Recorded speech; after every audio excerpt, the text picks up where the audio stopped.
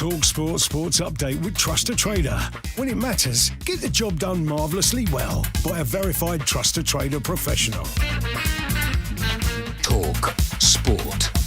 Good evening, I'm Steve Forbes. Scotland were denied a last-gasp equaliser against Croatia as VAR judged Shea Adams offside. The 2-1 defeat in Zagreb means Steve Clarke's side have just one win in the last 15 games. Northern Ireland are not long into their game with Belarus, where it remains goalless. Meanwhile, Lee Carsley will be hoping to right Thursday's wrongs in Finland tomorrow. The interim England boss told us he's learned from his team selection for the defeat to Greece.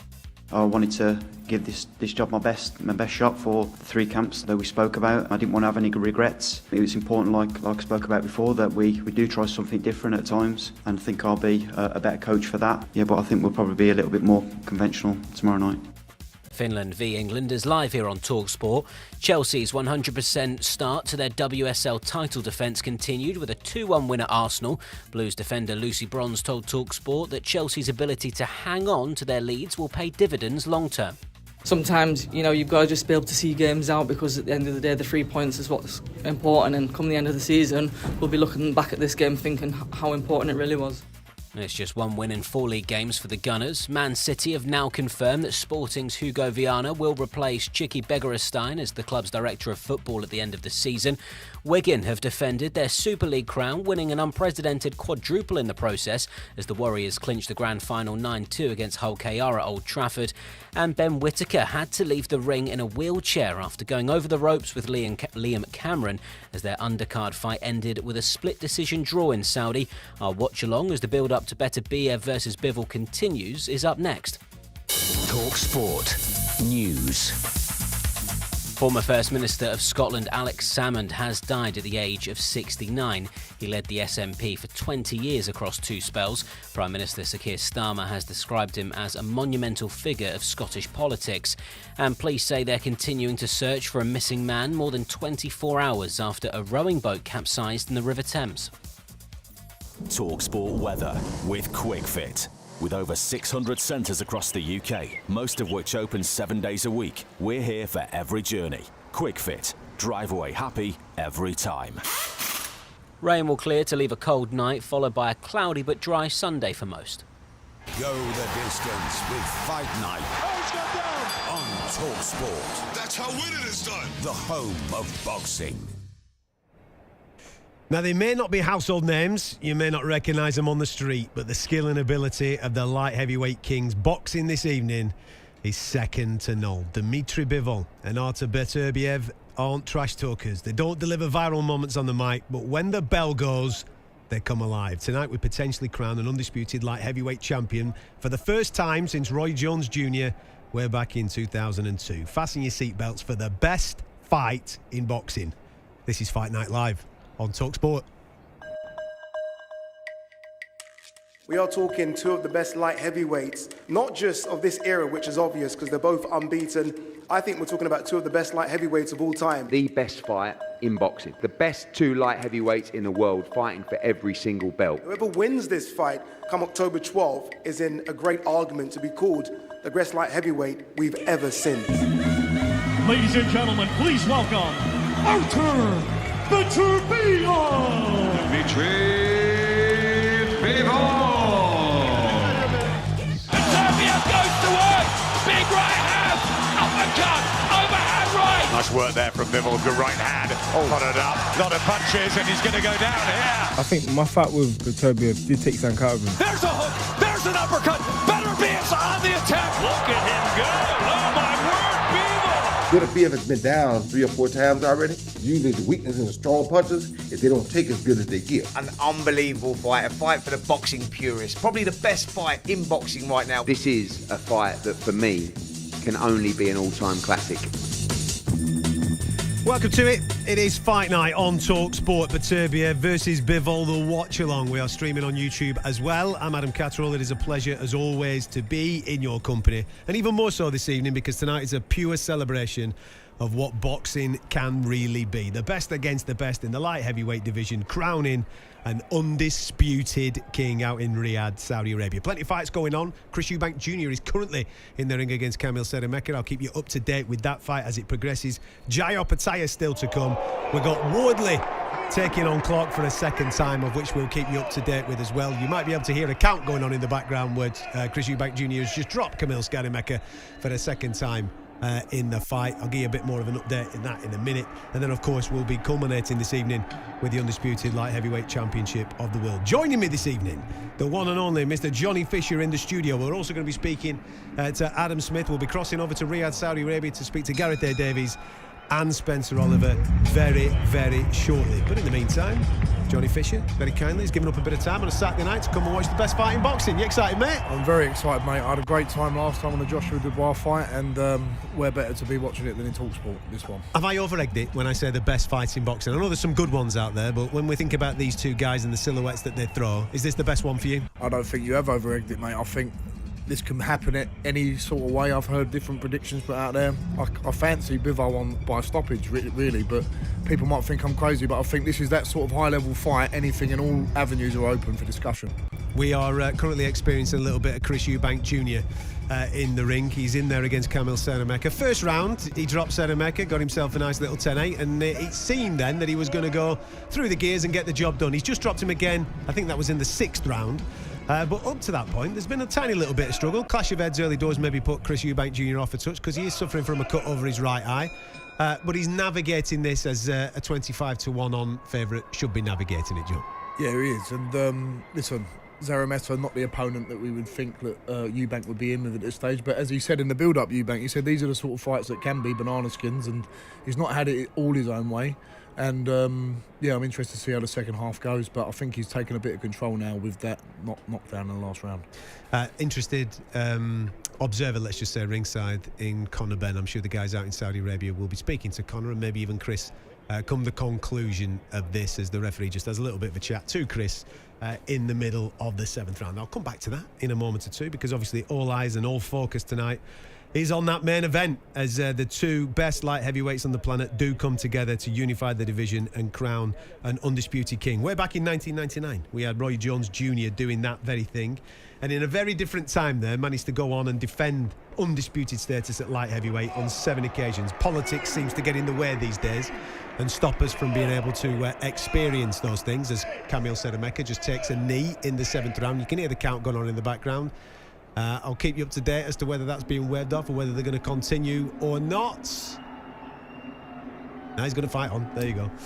But it's been a long time coming, light heavyweight championship, and Riyadh's season in particular has been able to put us in a position this year, Johnny, where we're getting the fights that we all want to see as fans. At the start of the year, we'd have probably sat down and gone, we'd love to see the undisputed heavyweight championship fight, and we'd love to see this one in the light heavyweight division. And within a matter of months of each other, not only are we going to get the heavyweight championship fight for a second time this year, we're also getting this blockbuster too. Definitely, and they're not just happening in Saudi Arabia. We've had one recently in London, and there's one happening in America as well. It's really becoming a global thing, and exciting to see all these matchups take place. And it's what we moaned about a few years ago. It's all happening. We've had a great year of Riyadh season boxing. And the fight, you might just be able to tell in the background, has just been waved off. For the 4th time, Szeremeta felt the canvas, let's say. He was knocked down, I won't say heavy, but he was definitely knocked down with a cracking shot in the first round against Chris Eubank Jr. He got the job done there.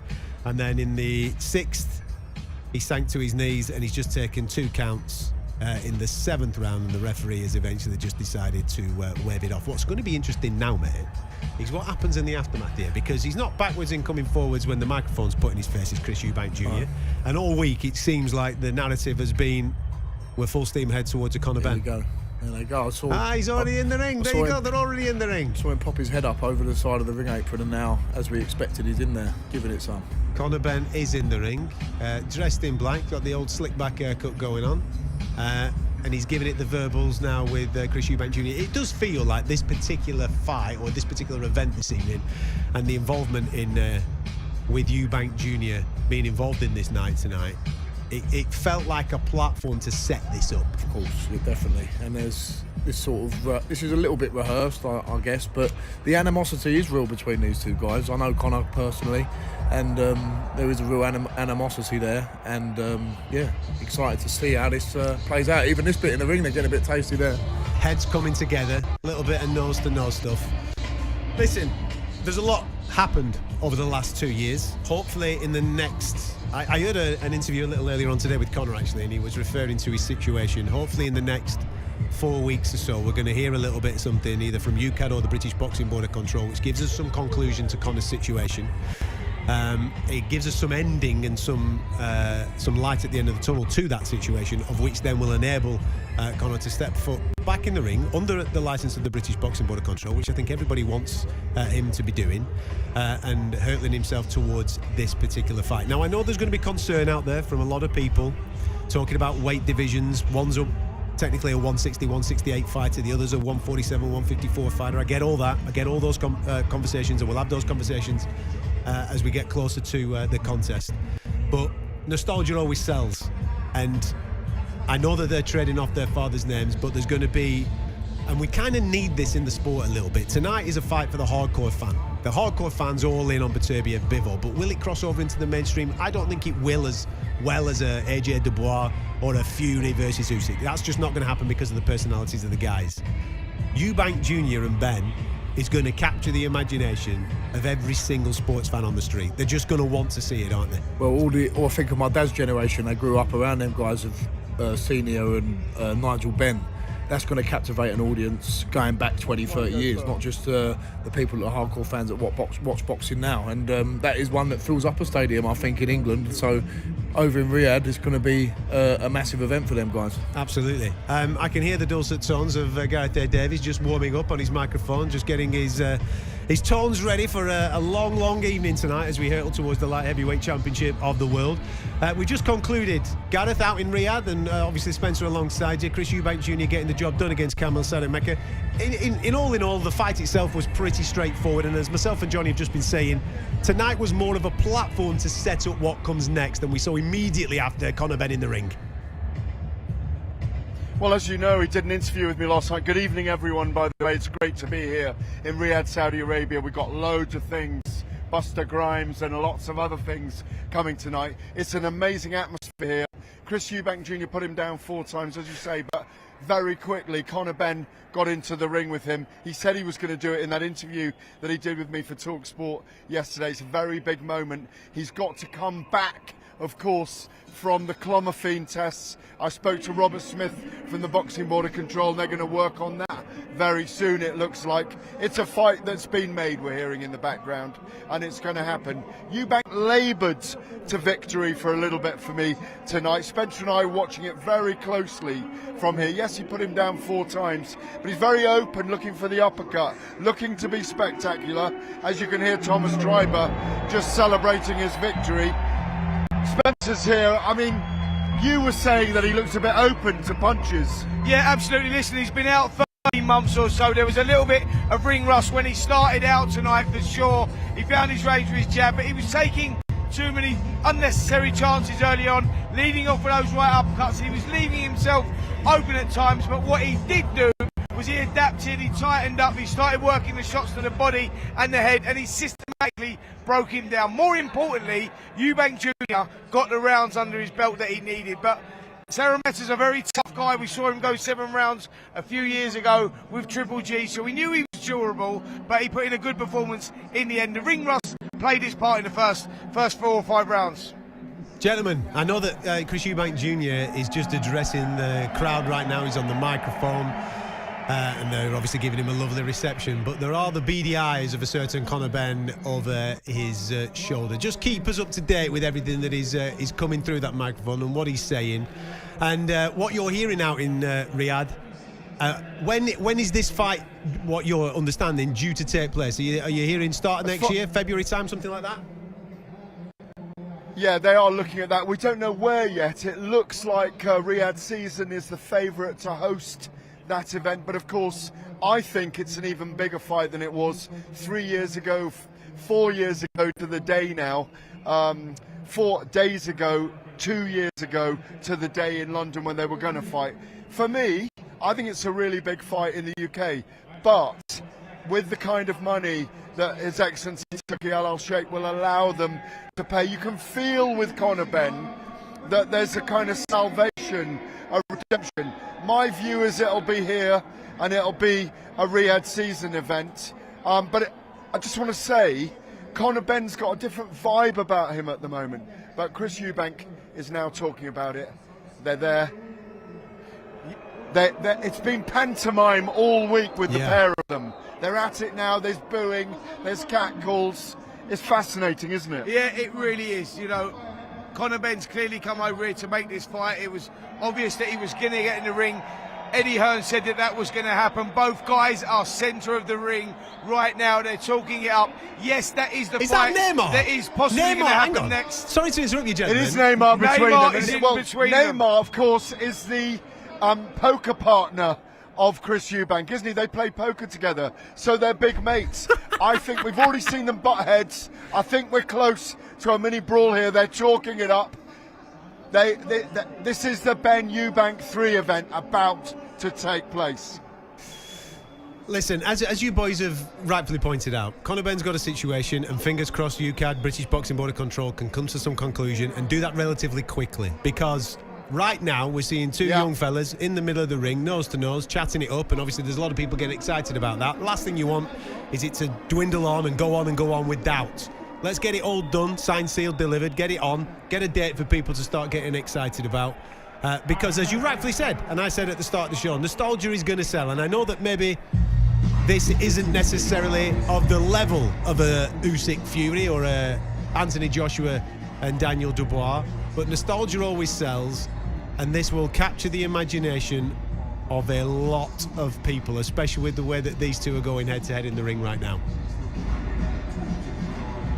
Absolutely, I think so. I mean, imagine a double header with I'm just saying, Daniel Dubois and Anthony Joshua here in February with these two as the co-main event. That is an event that will get British fans travelling here as well. Listen, I think with what's gone on and everything else that's gone on with the Eubank Jr.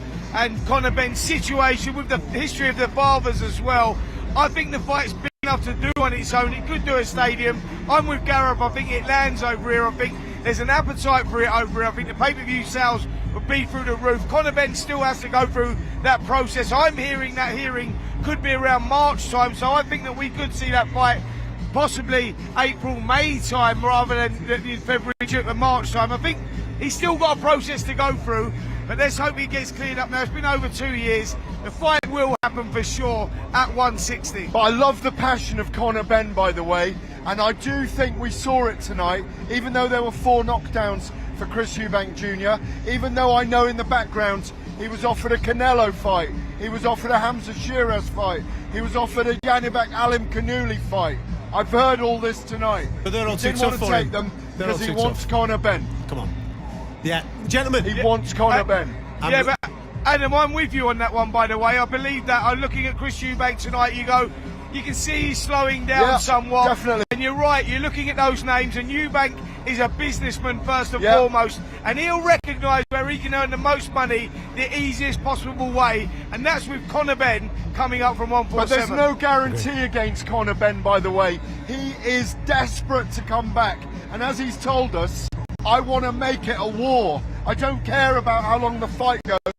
And the way Chris looked tonight, and I know Ben's got to come up 2 weight divisions to meet him, and he didn't look that good at light middleweight, but he's got to come up 2 weight divisions. He's going to have a go, and he's going to bring everything he's got.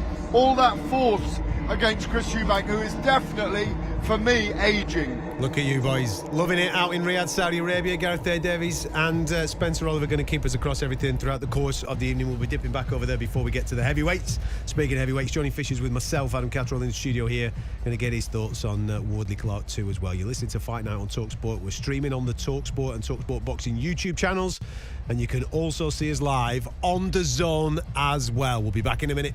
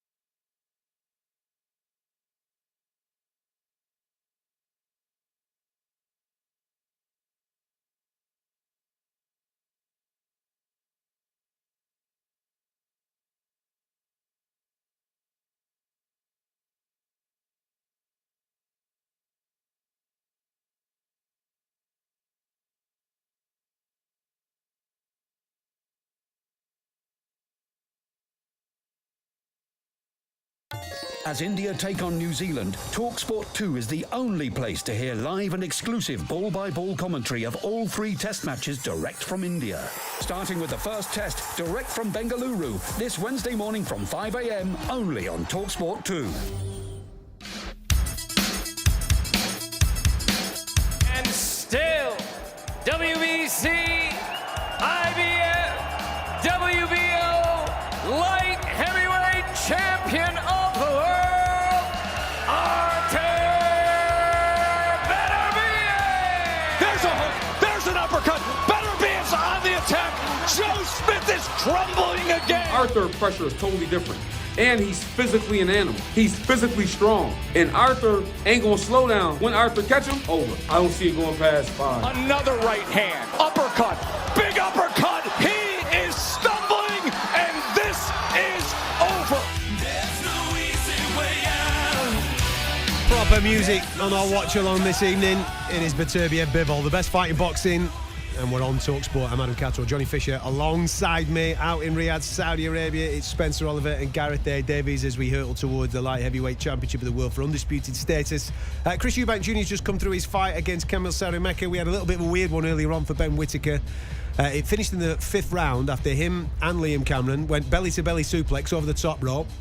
And Ben Whittaker ended up getting injured and could not continue in the fight. It was deemed a technical draw. We went to the cards. A little bit of a weird situation there, but that's how that one finished. And Sky Nicholson came through on points against Raven Chapman. Still to come, Opetaia doing things against Jack Massey. We've got the 2 heavyweights in a rematch in Wardley and Clarke. And then, of course, light heavyweights on deck as Beterbiev and Bivol throw down. And with that in mind, Spencer Oliver has been catching up with Artur Beterbiev a little earlier on this week out in Riyadh, Saudi Arabia.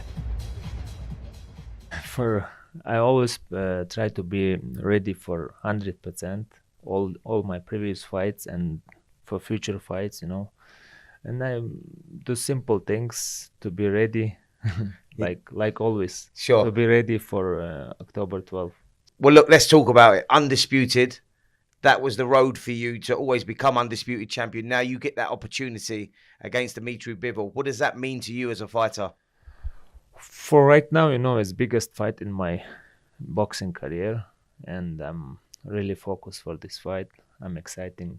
And what do you think of Dmitry Bivol as a fighter, as a person? As a person, I don't know. As a fighter, like, he's good fighter, like, he holding 1 belt, and he has good experience in amateur. Like, you know, is good, like a good opponent. You know, the good challenge for me, and we will try to be ready for this fight. Artur Beterbiev, menacing character. What do you make of him? I really like him. I think the way he don't talk, the way he doesn't say anything, says more than it needs to. I know Edward John Hearn dug him out a little bit at the press conference saying your job's to talk, but it's not. First and foremost, your job is to be a boxer, and we can't get lost in the pantomime of everything. Your job is to fight, and boy, can he fight. Do you have any concerns over him tonight? Because Edge, he turns 40 in January. He's coming off the back of a meniscus tear as well. That's why this fight's been pushed back. He's been in some wars compared to Bivol as well, but he's come through them all, and he's got that 100% knockout ratio through 20 fights. Definitely, and I looked at in the build-up and fight week to this fight. He looked very lean. He looked like it's not easy for him to make that weight. And as you said, time waits for no man. He's 39, nearly 40. I think Bivol's got him at the right time. When you look at the fights that he's been in, people will always point to where the fallibility is, and we saw Callum Johnson drop him. But I always look at, well, hang on, he got dropped, but then he got straight back up and smoked the guy within a couple of rounds off the back of that. We saw him go to war, I suppose, with Gvodik. Maybe he was getting beat in that particular fight, but he found a way to win late on. And there's been a couple of others as well where maybe he's been asked some questions, i.e. Anthony Odd asked him a couple of questions at least, didn't he? Yeah. But he keeps coming through and finding a way. And he answers the question comprehensively with a knockout. 20 fights, 20 knockouts. You can't ask any more of the man. If you want to be the best, you've got to fight the best. He's beat some of the best out there. I think Callum Smith, Callum Johnson, as you said.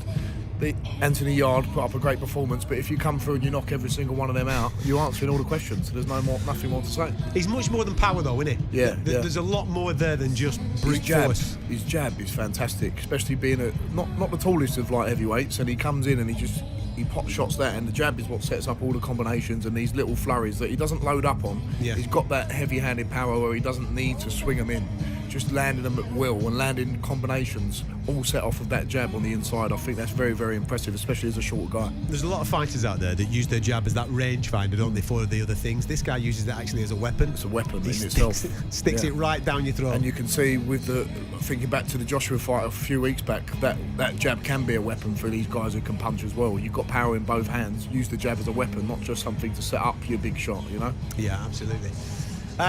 Listen, it's a big night tonight, away from the main event for Jack Massey. We can see on our monitors now he is making his way to the ring out in Riyadh, Saudi Arabia. He's taking on the number one in the cruiserweight division. That is Jai Opetaia. Also in this division, we've got Chris Billam-Smith, who has been scheduled to fight Zerdo Ramirez. I think that's coming up in November. They've got a fight coming out in Saudi Arabia as part of one of these Riyadh season cards. So there's unification on one side of the draw. Tonight's a big test for Jack Massey. Became European champion last time out. And okay, maybe you look at the odds, the betting odds, and you think to yourself, Jai Opetaia is an overwhelming favourite here. And maybe that's rightfully so, because he is the number one cruiserweight on the planet. But when you've won a European championship, you're next up. It's a world title shot, isn't it? He's earned his right to be here, Jack Massey, and tonight, roll the dice, son, and go for it. I remember saying to you, Adam, and just before we came on air, he looks focused, he looks drilled into him. And I know Opetaia's a beast of a man, but I like the way Jack Massey's shaped up this week. And as you said, gone the distance with people like Parker. He's fought at a high level before. This is his moment to seize. It's not his moment to lose. This is the moment where he can show what he's all about. He's had 2 losses on that, I think 24-25 fights, something like that. You mentioned Joseph Parker there. He didn't embarrass himself that night. He came up short in a weight division that wasn't his. And he fell short against Richard Riyadh, who, as we all know, can punch very, very hard in this particular division. He's had that. Some fighters just have a real bumpy road, don't they? Whether it be promotion or management or whatever it may be, getting the opportunities, and you get flung in last minute and all the. You just got to go when you get the opportunity. Tonight, though, he earned this opportunity off the great win off Chamberlain, becoming European champion. He's had good notice. He's had a good training camp. And tonight, like I said, he could change his life forever by becoming a world champion. Sometimes having them bumps in the road, that's experience you gain, and it puts you in the right place at the right time where he is now. And he's got to garner all of that from his past, and he's got to use it in a positive way. Well, we're looking forward to this fight immensely. One man that's also looking forward to this has joined the boys out in Riyadh, Saudi Arabia. Gareth and Spencer are out there, and I believe that Callum Simpson's there as well. Callum, how are you, my man? Oh, we're doing it after the break, are we? Sorry, we are here with Callum. We are here with Callum, indeed. Callum, what did you make of Ben Whittaker's performance tonight? Not much, to be honest, mate. Other than the first round and him losing the rest of the round, I think Liam did the right thing, putting that pressure on him, and he unravelled straight from the second round, and I had Liam winning that. I had Liam winning it, and at the end of the round, for me, it looked like an easy way out. I did hear. I went down there to ringside to investigate this, by the way. There were complaints about the looseness of the ropes earlier on, and they didn't get tightened up, but they got tightened up ahead of the Eubank fight, I believe. While Sky Nicholson and Raven Chapman were in there, they were still quite loose. Fraser Clarke went in there earlier and tested them and asked for them to be tightened up as well. That's not an excuse for him, but that is one of the reasons why they did go over those ropes. Yeah, definitely. I think it's irrelevant what both the fighters got over the ropes. You know, obviously one of them went out injured or claiming he was injured. But you're saying he's claiming he was injured. You think he took the easy route out? Well, why? From looking, he was getting beat. For me, he was getting beat. You know, he wasn't having it all his own way. I don't know. For some reason, Whittaker tonight, he looked quite slow. The sharpness wasn't there. You know, the Sky commentators, they can't say, but I'll say it looked like he bottled it. Is he facing a setback in his career with the majority draw? There was a split draw against Liam Cameron, who he was expected to handle. Definitely, he's been running his mouth all week, you know, at the press conference, the weigh-in, saying it's going to be easy work. He's going to get him out of there early, and he's not done that. Liam put it on him, you know, getting caught with some big shots, and twice looked like Liam stood him up in the fourth round. Looks a bit stiff for me from looking ringside, and yeah, definitely a setback. You know, a technical draw against someone who was supposed to be easy or washed and passed it. So for me, if you're saying someone's washed out and they're going to be an easy fight, it's for getting rid of him and early. Correct, technical draw, not split draw. You're not me, I was wrong, not you. You're not a fan of Ben Whittaker, are you? You just want to bash him up. I'm not a fan of him, to be honest. Whenever I met him at first, you know, I was always polite to him, well-mannered.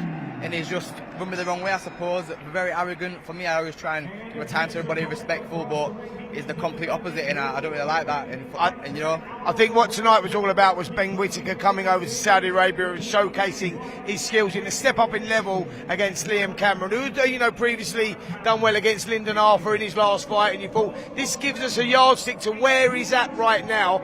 And he didn't deliver today. First round, Jerry won. Second round was quite close. He lost everything after that. And the big debate and the big controversy is when they went over the ropes, he pulled Cameron over the ropes with him. And when he landed, his feet were in the air. And obviously the fight had been called off it. I know he's gone to hospital now and they're checking out the ankle. But I think that was the general feeling. I went down and spoke to Darren Barker at ringside, Matt Macklin at ringside, Dave Caldwell as well. And the general feeling was that he was gassing badly and the fight was turning around massively, and that was very convenient the way that it ended. One of the issues that we've talked about for a while, I'm going to ask you about this, Callum, is he's a great mover, he's a great dancer, Ben Whittaker, but there are going to be question marks about his power going forward as he goes up the levels. Yeah, he's a great dancer when he's fighting journeymen and people that aren't going to put it on him. And I think there's too much emphasis on how the fight was finished tonight instead of his actual performance. He was underperforming all the way through the fight. And again, there's too much emphasis on the actual ending of it. And yeah, the power there, honestly, I felt proper light heavyweight power. And just from watching him, he don't like he's got it.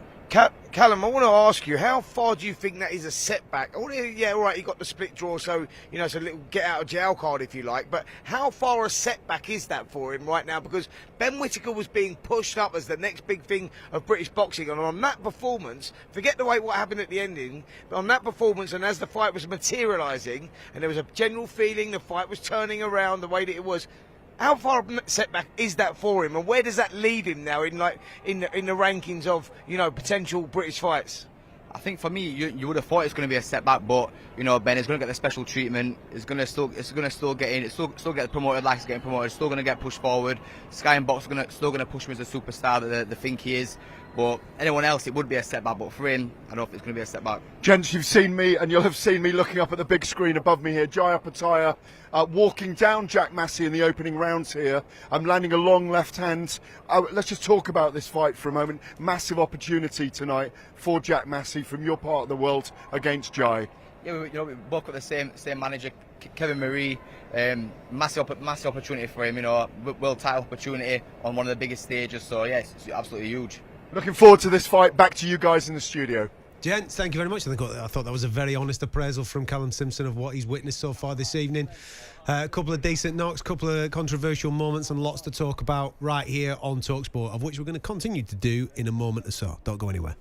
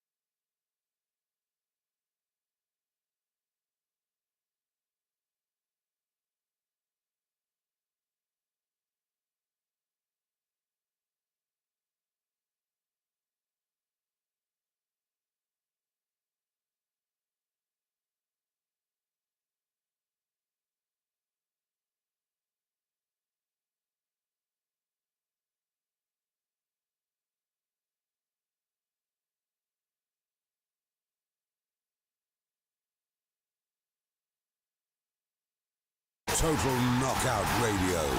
Fight Night on talkSPORT, the home of boxing.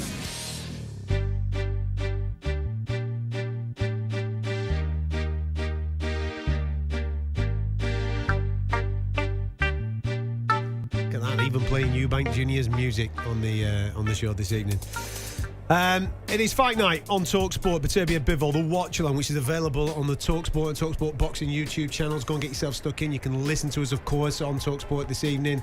We're also available on the DAZN app. So if you're watching DAZN this evening, there is alternate commentary. Our watch along is part of that alternate commentary, so you can choose that and watch the action at the same time. So go and get stuck in. I'm Adam Catterall. Pleasure to be with you. Johnny Fisher is with us in the studio. We've got Gareth A Davies and Spencer Oliver out in Riyadh, Saudi Arabia. And fresh into the studio, hot-footing it into the studio, the voice of boxing, listen, Johnny, he dumped us basically for better company a little earlier on this evening. When he tells you who it was, you can understand exactly. why. Well, everybody's going to probably nod along when he says who it was. The one and only Mr. Adam Smith. How are you, my man? You good? I'm very good. Apologies for being a little tardy, but I had a great afternoon, and it was in the company of the legend that is Jimmy White, who was one of my heroes growing up. Adrian Jackpot Lewis, who's a lovely guy and a great player. And the one and only St. George Groves. And we talked a lot about Bivol and Beterbiev, and he fancies Beterbiev strongly. I don't. So we were debating that. And yeah, sorry I'm a little late, but it's brilliant to be here as always. And how are you guys? Very well, man. The best of darts, the best of snooker, and the best of boxing all in one room. Exactly. Fantastic. It was good fun. It was really good fun. Interestingly, George going for Beterbiev. Did you have a conversation with Adrian and Jimmy as to how they think the fight might go? Adrian's rushing back to watch it. He was sort of sitting on the fence a little bit. He just said it's just such a fantastic fight, which it is. It's the fight that we've all been waiting for, not only in the light heavyweight division, but I think in world boxing. I think it's the meeting of two legends, really. They're fantastic fighters, modern greats, and no defeats on the record, so many knockouts, such great amateurs. It's just a wonderful fight. I heard you earlier saying that it is more tradey. It's not really one that's captured the casual's imagination, which is a shame. Hence you get the likes of Eubank and Whittaker and others on the card. But it is a fantastic fight, and Roy Jones 25 years ago and all the history, and it's just it's going to be great. They're both different styles. There's arguments either way. I'm hot on Bivol, but George was hot on Beterbiev, and that's the sort of fight it is. You've watched Dmitry a lot during your own career. What is it about him that has made you sway towards him this evening? His ring IQ, his footwork, his balance. Tactically, I think he's fantastic. I think he's got very, very few weaknesses. I think people underestimate his power too. Everyone says he can't punch, or he's a very light puncher. I don't agree. I think he punches hard enough. I think he's just an all-round whiz in the ring. I don't think he's an Usyk or a Lomachenko, but I think he's very, very good. And I think Beterbiev is older. He's 39 now. He's been down a few times. He's got up, and obviously he's very dangerous at every stage. 20 knockouts in the 20 fights he's had. So you could see Beterbiev being too strong and just marching him down and trapping him in corners, and he's more intelligent than just a come forward brawler, of course. But I just like Bivol's feet, and I think that if he gets it right for 36 minutes, and he's got to work so hard for every one of those minutes, I think that it'll be a very good display. We saw him beat Canelo, and I think he'll beat Beterbiev tonight. The performance, Johnny, against Canelo from Bivol was just a pure masterclass in the sweet science of boxing, wasn't it? It's amazing. I love watching Bivol's style. It's like that traditional Russian style, and the right hand leads and then the jabs coming off of it. It's a thing of beauty. And Canelo might have been coming up a weight, but he schooled someone who's considered one of the best of any generation. So he's going to have a tall order on his hands tonight. But I'm with Adam. I'm fancying Bivol for this one. Yeah, listen, it's been interesting this week to speak and listen actually to talkSPORT, because as you rightfully said, and we said this at the start of the show, that when you get a Fury versus Usyk or anything that Anthony Joshua's involved, it crosses over, it captures the imagination of that casual fight fan, right? Whereas this might not necessarily have done that, but I think the important role that places like talkSPORT do play throughout the course of the week on those mainstream shows where people are coming on and actually speaking about, and like you've just said there, painting that picture of this is this guy, and this is what he does really, really well. Okay, he's not a trash talker. He's not going to give you a viral moment on a microphone, but please watch him on the Saturday night, because you will not be disappointed. And I find it very hard for people to be disappointed tonight in whatever they see, because there's going to be moments where you're on the edge of your seat, your heart's going to be in your mouth, you might just be mesmerised. We might get a Terence Crawford performance against Errol Spence, we might get that, or we might get Rock'em Sock'em Robots, and it just could be it could be anything this evening, but you know full well there'll be something for us. A pair of elite fighters meeting, and thank you Turki Al Sheikh for what he's done over the last year to put these incredible matches on. You saw a few minutes ago the Eubank Jr. and Conor Benn rivalry just continue, and it's going to get to a point where it's going to explode, early next year. And that is a casual fans fight. Of course, it's a massive fight, and you do need stories in boxing. But the story about Dmitry Bivol and Artur Beterbiev is that they have been fantastic fighters from the very beginning. They've been boxing since they were kids. Dmitry did ballet, hence his footwork. I think Beterbiev was older and more senior and went to more grander tournaments, I guess, in the amateurs. And Dmitry was sort of sat back a little bit, but they both got over 250 amateur fights each, and they have been exemplary as professionals, and they're highly respectful individuals. They're family men. They've got great teams around them, and they're a credit to the sport. And I love the fact that they haven't trash talked this week. They've been they've been proper. They're gladiators, and they're going to go in, and the best man will win. Let's find out. I'm with Johnny. I think it's Bivol. And I've thought it since the fight was announced, so I'm not going against it now. When you look back at the great fights that you've covered in your career, and there's been a few, right? And I've heard many people that have been doing this for a lot longer than me make references to fights that they've maybe been at in the 80s and maybe even a little bit before that. Where'd you rank this one? Where'd you put it alongside the things that you've covered in the past? It's right up there. I mean, it's the best light heavyweight fight I can remember. We talk Roy Jones and back in the day. 25 years since the titles were finished like this, were brought together, undisputed, just like Fury and Usyk when I was there for Lewis and Holyfield in the Garden, and their rematch in Vegas, a long time ago. You've got to go right back in this, I think, in the light heavyweight division. I just don't think it's been a glamour division in the last decade or so, and I think these two have found each other at the right time. And look, if it's a fantastic fight tonight, we don't know what it will be. It might be technical, it might be one-sided, we don't know. But if it lights fire, which I think it will do at times, then there's no reason why we can't have two or three of them. I mean, Beterbiev is 39. I'll repeat that again. I think he's had the 20 fights, but I think he's at that end of his career. But if it's a great fight, let's do it again. So let's see what happens. And but yeah, where it ranks, I guess, in the fights that I remember through 30 years of Sky, it's you've got to say it's one of the most anticipated top 5, top 10 of any fights. I think that's the key thing. What you've just said there about, let's just concentrate on tonight and enjoy tonight, rather than thinking about what happens next or what comes out off the back of this. The reason why I bring that up is because I remember doing the exact same thing in the build-up towards Terence Crawford and Errol Spence, thinking, oh, this is it. These guys are going to give us this, and we're going to get another one this time.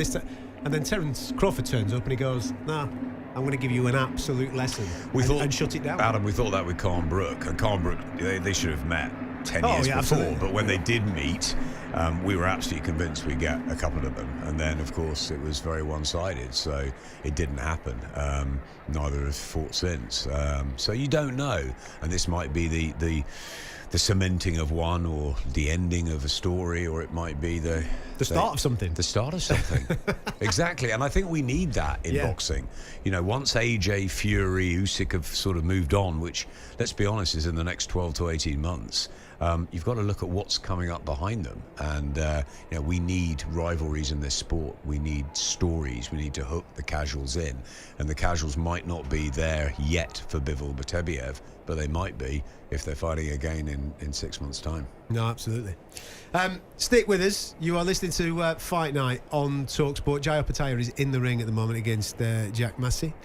Earlier on, Chris Eubank Jr. came through against Szeremeta. He dropped him 4 times. Fight called off coming towards the end of the 7th round. And then off the back of that, we had the little pantomime antics of Conor Benn getting in the ring with Chris Eubank Jr. and hopefully setting up a fight between those two in 2025 once all Conor Benn's situation with UCAD is all sorted.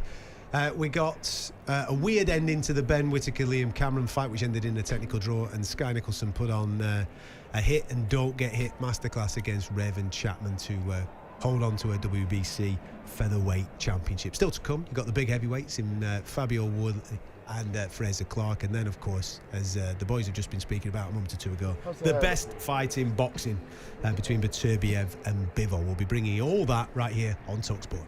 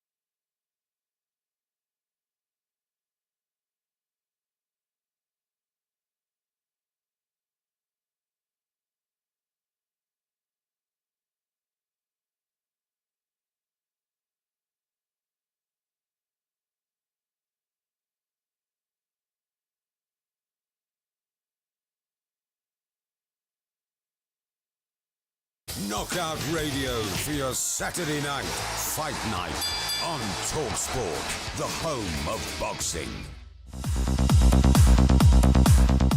Lighter man, but a body shot, and he fell down. There was a look as he came up to weigh in yesterday when he finally realised the size of the task in front of him. And Fraser Clarke just teeing off on his opponent. Steve Gray wipes it off. With a great punch, Adelaide in all kinds of trouble. Adelaide fires the left hook, Wardley unloading as well. Both of them letting the punches go. Adelaide hanging on, clinging to his hopes.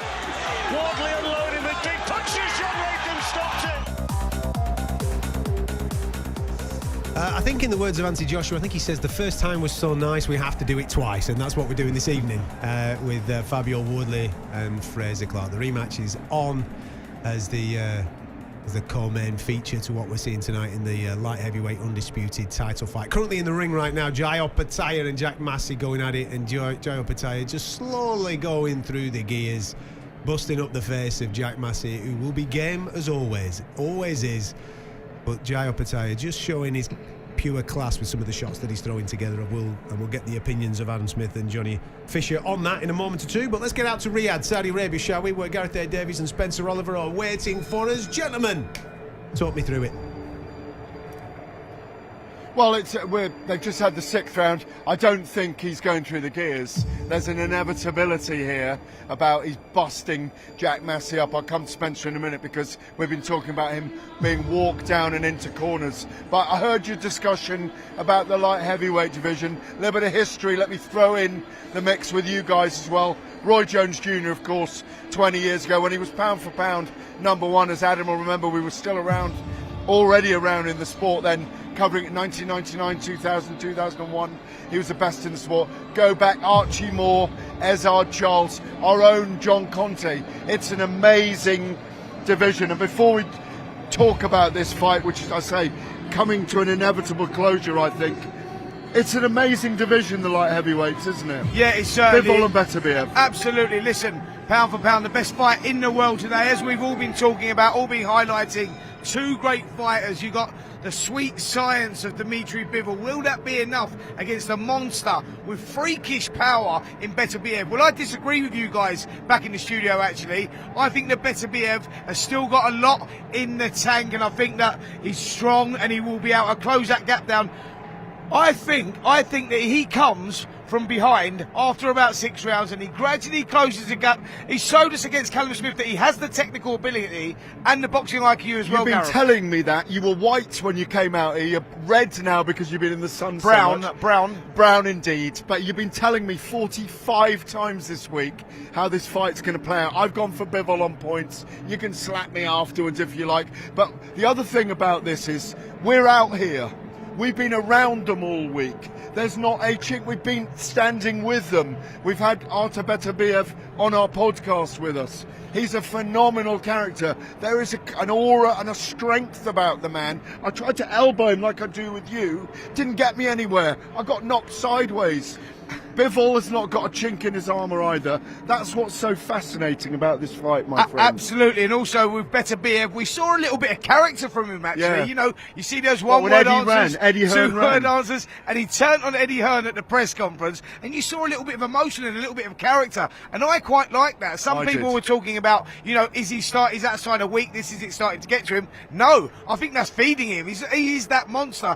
I'm going Beterbiev here to get this job done. What, you're telling me again? No, but I'll tell you another reason why as well. Everyone going off the performance against Canelo, yeah, that was a great performance. By but Bivol, Canelo, but Canelo was a very smaller guy coming up, moving through the divisions. This is a career-long light heavyweight who actually boxed at heavyweight as an amateur, and he's freakishly strong. Yeah, that's where I'm going. Well, with it. we're coming back to you, but the great thing about this fight is the winner is a Hall of Famer and goes to greatness tonight. Thank you very much, Gareth A Davies. I like that statement at the end there. Hall of Famer and goes to greatness. Listen, we'll be checking back in with you very, very shortly. The towel's just come in. Well, Jai Opetaia's just stopped. Yeah, all right, I've Jai got it. Opetaia has just Don't worry, stopped. love. Don't worry. You crack on with the rest of your evening. Don't you worry. I've got it. I'm seeing it. Well, I mean, we're overexcited because we're here. That's all. That's all right. The towel's just come in from Joe Gallagher. To be fair, within the last 60 seconds, everybody in the studio, as we were watching that and Gareth and Spencer were saying what they were saying, both of you highlighted, listen, his corner's got to do him a favour in a minute, because Jai Opetaia was just showing levels there, wasn't he, Adam? Wonderful fighter, on my pound-for-pound list already. Wonderful guy as well, Jai Opetaia. Beat my very good friend Jordan Thompson and beat him absolutely emphatically a while back. He's really good, and I love Jack Massey and the Jack Massey story in recent times, but this sport is about levels, and it can be really cruel, and Jack was brave and tough, but systematically took him apart. Great use of the jab, lovely footwork tonight, and the body shots were telling too, and yeah, what do you think, Johnny? I really like him. Yeah, I like the way it doesn't look like he's putting too much effort into every shot. It's very Usyk-like. He peppers them, and don't get me wrong, they don't look like much, but they're landing heavily and they're powerful shots. And credit to Jack Massey, as you said, still trying to wing them back in, giving himself a good account of himself there. A couple of weeks ago, Jai was in the talkSPORT studios, and he was on Simon Jordan's boxing show. And what he said then, I thought it was a brilliant piece of self-awareness. Because we were asking him to assess his performances against certain fighters, and he said those first couple of fights against he referred to them as the English fighters, where he got them out relatively early, I fell in love with that. So therefore, when I went and fought Brady's, I thought I could do that to him, and I ended up chasing that, and I ended up getting caught down the back end of the fight and ended up getting into a proper fight that I didn't necessarily need to get into. That self-awareness, I think, has come out in this performance tonight, because he's an overwhelming favourite with the bookies this evening to do something destructive to Jack Massey. But he's decided just to box, to go and show the skill level. And he was absolutely awesome. I was just say, good corner stoppage from Joe Fantastic. Gallagher as well. Brilliant, Looking after his fighter, and Jack would have just gone on and on as long as he could. But it was fantastic from Jai. He took his time. He relaxed tonight, and he's a happy guy. He's a happy fighter. He's a relaxed fighter, and he's a very, very talented one. Wonderful southpaw stance. He's one to watch. He's become a bit of a star, and we talked to him on the talkSPORT platform we had out in Riyadh for the 5v5, and he'd come over for a couple of days, and he came to watch Dmitry Bivol because he's a very big admirer of him. So it's interesting. I'm sure he'll stick around and watch his man tonight, see if he can beat Beterbiev. Fantastic performance from him. Listen, he's also been talking about what does come next. I think all our eyes, especially from a British point of view, we want to see Chris Billam-Smith and Zero Ramirez do their thing, unify on that side. I know there's a situation with the WBC and mandatories and various things, and that's going off on a different direction, but Jai Opetaia versus the winner of CBS and Zero Ramirez is something to get excited about, isn't it? Absolutely, and CBS on fantastic form, and that fight with Ramirez is mouth-watering, isn't it, in November? And yeah, wouldn't it be a lovely one if Chris can come through that to meet Jai, because he's had plenty of British opposition, but Chris could be the toughest. No, absolutely. You might be able to hear in the background there that they're just making the official announcement of the victory there for Jai Opetaia, who was superb this evening getting the job done against Jack Massey. Next up, we've got a couple of heavyweights. I know that our production team has said, lads, we need to obviously get excited and preview the heavyweight. Listen, there's loads of good stuff going on. We're talking about it. Don't worry. Come back in a couple of minutes' time and we will preview these heavyweights. We're going to get in the ring for a second time and throw down. And fingers crossed, round number 1 will just be like round number 13. Let's take off where we left off.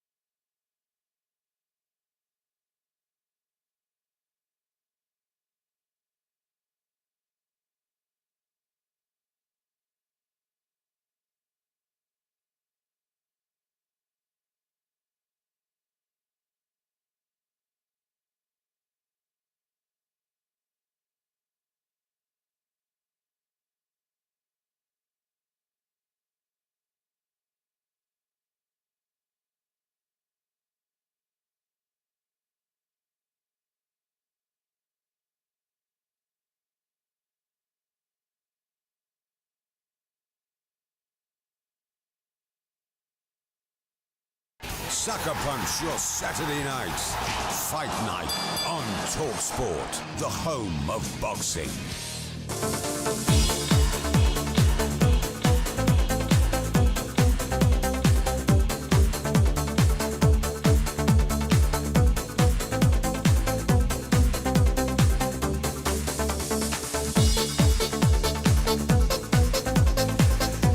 You listen to talkSPORT. It is Fight Night Live. Beterbiev versus Bivol, the watch along, which is available on the talkSPORT and talkSPORT Boxing YouTube channels. We're also available on DAZN. So if you've decided to watch the action tonight on DAZN, there's a little button there where you can flick for alternate commentary, and you can check us out doing our watch along commentary of the event this evening. I'm Adam Catterall. Adam Smith's alongside me, as is Johnny Fisher, right here in the talkSPORT studio, and then out in Riyadh, Saudi Arabia, we've got Spencer Oliver and Gareth A Davies. It's been an action-packed night. A controversial ending towards the Ben Whittaker and Liam Cameron fight a little earlier on, which finished in a technical draw, but Ben Whittaker ended up leaving the ring in a wheelchair, having damaged his leg, having gone over the top rope in what looked like a bit of a wrestling move. We also had a fantastic performance from Sky Nicholson. Hit and don't get hit. She retains her world championship in the fight against Raven Chapman. We've just witnessed Jai Opetaia do his thing against Jack Massey in a fantastic performance, which warranted a corner stoppage from Joe Gallagher throwing in the towel for his man, and then Chris Eubank Jr. put Carol Szeremeta down 4 times to then set up a nose-to-nose with Conor Benn. All this will come a little bit later on as we give you the full fallout of the night's events. Up next, it is heavyweights, and it's the rematch that we've all been looking forward to. The first one was absolutely brilliant, so we're looking forward to part 2 between Wardley and Clarke. And this week, Gareth A Davies has been catching up with Tyson Fury's coach, Andy Lee. Oh, sorry. It says Tyson Fury's coach here, boys. It's Joseph Parker's coach, Andy Lee. Come on, the lads. Get it sorted here. So, I'm like Anchorman, just reading anything that you've written down. Team, isn't he? Yeah, he is part of the team. And he explained what Fury needs to do to beat Usyk next in December. How does he win it? He does. I think the fighters will set out in the same way. Usyk will look to feint and come forward, and that will force Tyson to either engage with him or box and move. But what can Tyson be more front foot this time? He can, but when he couldn't in the first fight because he didn't have the conditioning to do it. He had to take breaks because he hadn't sparred. Consciously or subconsciously, he had to take breaks, and that led to his downfall. As I said, but so this time around, how he'll win it, he'll be better conditioned, he'll be fitter, and he'll be sharper, and he'll be able to sustain attacks. And he'll do his good moves. Whatever he was landing, what was working was double jab, hook to the body, hook to the head, back on the jab, and then he can keep going and keep going instead of just doing those good moves and then backing off, looking for a rest, showboating a little bit to buy some time. So yeah, Tyson can improve a lot from the first fight. I'm not sure for you how much more Usyk can improve. He will improve. He will get better. He'll get confidence and he'll be buying off that win. But I'm not sure technically or performance how much more he can do. That's still to come on December 21st, the rematch between Tyson Fury and Alexander Usyk. Andy Lee giving his expert opinion on how he thinks that second fight might play out. But tonight, it is all about the British heavyweights, domestics on scene. The first time around, they gave us an absolute cracker, and fingers crossed they're going to give us another cracker in a moment or two. Fabio Wardley, Fraser Clarke. Let's break these two men down, shall we? Adam, I'll start with you on Fabio Wardley. What an unbelievable rise to the professional ranks. A guy with very limited amateur experience, out the white-collar scene. He's done incredibly well through his very small professional career. It's another great story, and I'm looking at a man opposite me who's got one too, in Johnny Fisher. Yeah, Fabio has been brilliant. Just have a handful of white-collar fights and have the success he has. He's worked extremely hard. He's improved really every fight he goes into. And when they met, when they locked horns before, him and Fraser, it was an absolute barn burner. I think it was one of the best British heavyweight title fights I've seen in the last 10-15 years. Really good fight. They bared their souls in there that night, and I just wonder whether they can go to the well again. Will it be round 13? It was such a good fight, and Fabio how he sort of sustained the attacks, the better technical ability of Fraser. He's a bit of an animal, isn't he? And he hits hard, and he just doesn't know when he's defeated too. He's a very hard man, but he's learnt enough as well as a professional fighter to have amassed so many victories and to have got titles. It's hats off to him. What a tale. No, absolutely. Johnny, I'm going to get your opinion on the other man who's obviously got that Olympic bronze medal and now stepped into the professional ranks. And he's aiming to get one over his man this evening. But before I do, I'm going to cross over to Riyadh, Saudi Arabia, where Gareth A Davies is waiting for us, because I believe that Dennis the Menace has just rocked up as well. So let's get a few thoughts from Dennis McCann. He is indeed here with us, Dennis the Menace McCann, looking bright and beautiful as always, shorn and trimmed. What have you seen so far tonight? What did you make of Sky Nicholson and Raven Chapman, first of all? I thought it was a fantastic fight. Sky, she showed her amateur pedigree, and just she slowed the pace down, and yeah, put the shots really well. I thought it was a great performance. I thought it was a shutout myself, 10 rounds to 0. Unfortunately for Raven Chapman, it was all about whether she could close that space on Sky, because Sky's great at controlling the pace with her feet, working well on the outside, and that's exactly what she done. Raven Chapman was throwing single shots, but she was trying to close the gap with her hands and not her feet, and that was the big problem. The big thing tonight was Jai Opetaia. How was Jack Massey going to be against him? You saw it, you just came up here before that fight ended. Mismatch? Mismatch, I don't know, but I just feel like Jai Opetaia is so good. He's such a complete fighter. He's fast, he's strong, he's clever. His distance control is unbelievable. He's a southpaw as well, so I think he's a fantastic fighter. And brave effort from Jack Massey, but right decision from Joe Gallagher. You are fighting here on December the 21st against Peter McGrail. It's a phenomenal fight. It's on the undercard of Tyson Fury, and Alexander Usyk will be here, of course. Are you soaking it up and taking it all in here and how it's going to be, and thinking about acclimatising?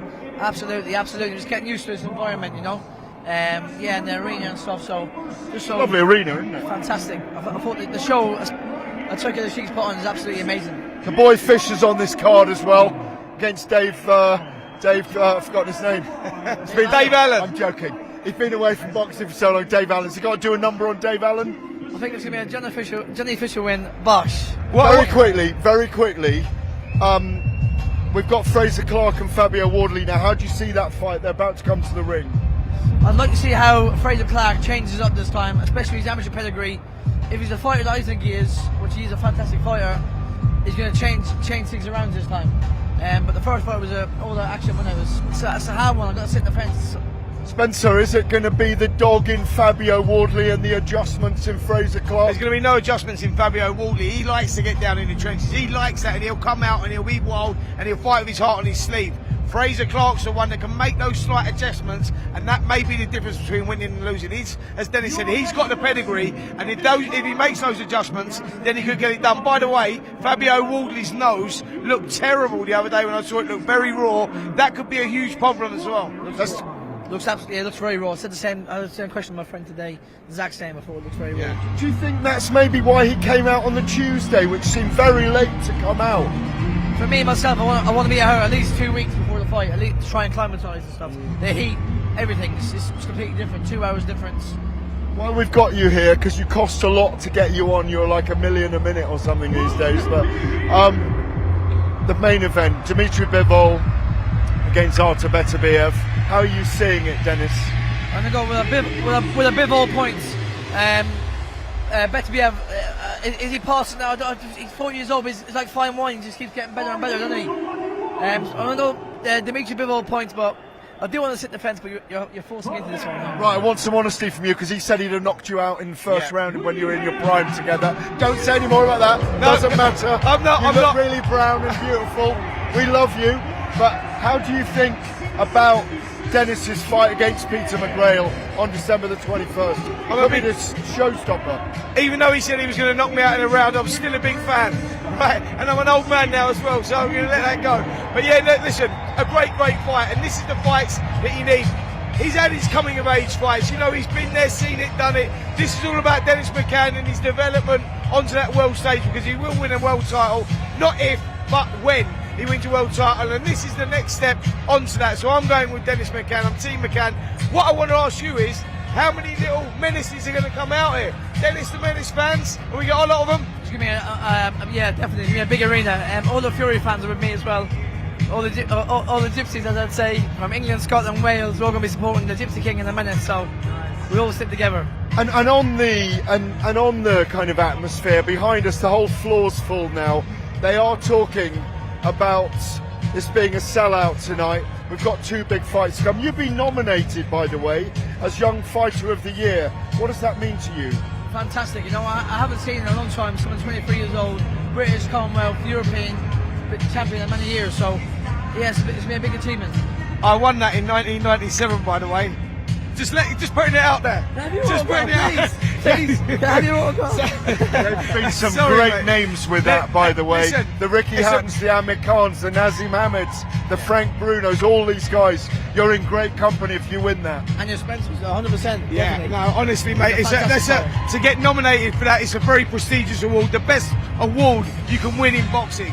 To get nominated for that, mate, I hope you go on and win it because you showed your improvements in your last performance, you know, going back in with that opponent you had to draw with and dominating it. You're ready for the big time now. This is a great step up for you. Definitely. No one has seen the best of me yet, and this is the fight you're going to see the best of Dennis the Menace. Listen, I know you cost $1 million a minute and we want to keep you for a bit longer. Bit of colour here for you. The Mercedes-Benz G-Class has just been won. There's a lottery ticket for everyone in here tonight. Someone's just getting presented with it right now. I hope they're not going to drive it. I didn't win it. No, I don't need that. I've got an old Jag. Did you get it? I'm happy with that. I do need it, to be honest, but I ain't got it now. But the atmosphere here, I want to talk to you about that a little bit because, like you said, you are soaking it up. It does mean something to get to know what it's like. It's a long walk from the changing rooms. You've acquainted yourself with all of it this week, haven't you? Yeah, definitely. Just getting involved, but all the travellers and the gypsies, believe me, they'll be a lot louder in all this, I reckon. A final one before you go, because we're out of time with you. Your agent's dragging you over there. You've got 3 or 4 agents these days. You're big time now. Look at your teeth. Look at your teeth. Look at your hair. Even your skin is shining.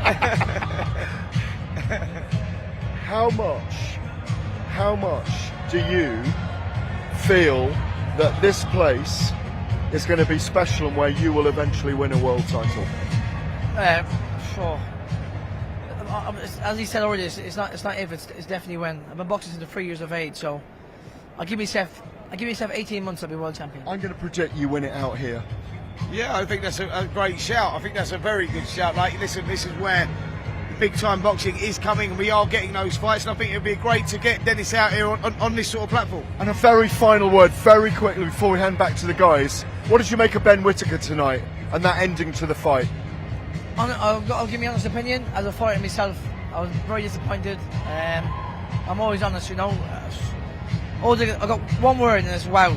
That's all I can say. Very disappointed, wow. Back to you, Adam, and the big Johnny Fisher. How do we follow that? How do we follow them 3? Like a comedy act, all 3 of them, sensational stuff. Whilst all that was going on, in the arena, Turkey Al-Sheikh was up on stage giving away a Mercedes. I'd say your boxing's changed, man. Not any Mercedes, a G-Wagon. He's you like that, Johnny, didn't you? Oh, mate, a G-Wagon, that's the dream car. He's giving the G-Wagon away to a lucky member of the audience this evening. They made their way down and they've collected their brand spanking new car. Listen, boxing needed freshening up. It needed a little bit of an overhaul, a little bit of a new look. Of course, it's about the matches at the end of the day. We want the best matches, we want the best matchmaking, we want the best fighters on these cards. Of course, I'm not taking that away. But as a night of entertainment, you need a little bit of spruce, you need a little bit of showbiz. And if you can rock up to a boxing event, maybe get a taxi down there and you're driving home in a G-Wagon because you just won it off the fella that's organised the night, I don't think that's a bad thing, is it? That's a good thing. They're going to remember this night for a very long time. Engaging the fans. Absolutely. And sprinkling some stardust on already what is a phenomenal night. Absolutely. Listen, for me, the best fight on the undercard is about to get underway with the heavyweights on deck of Fabio Wardley and Fraser Clarke. We're going to continue our preview on that with the boys in the studio in a moment or two. Don't go anywhere.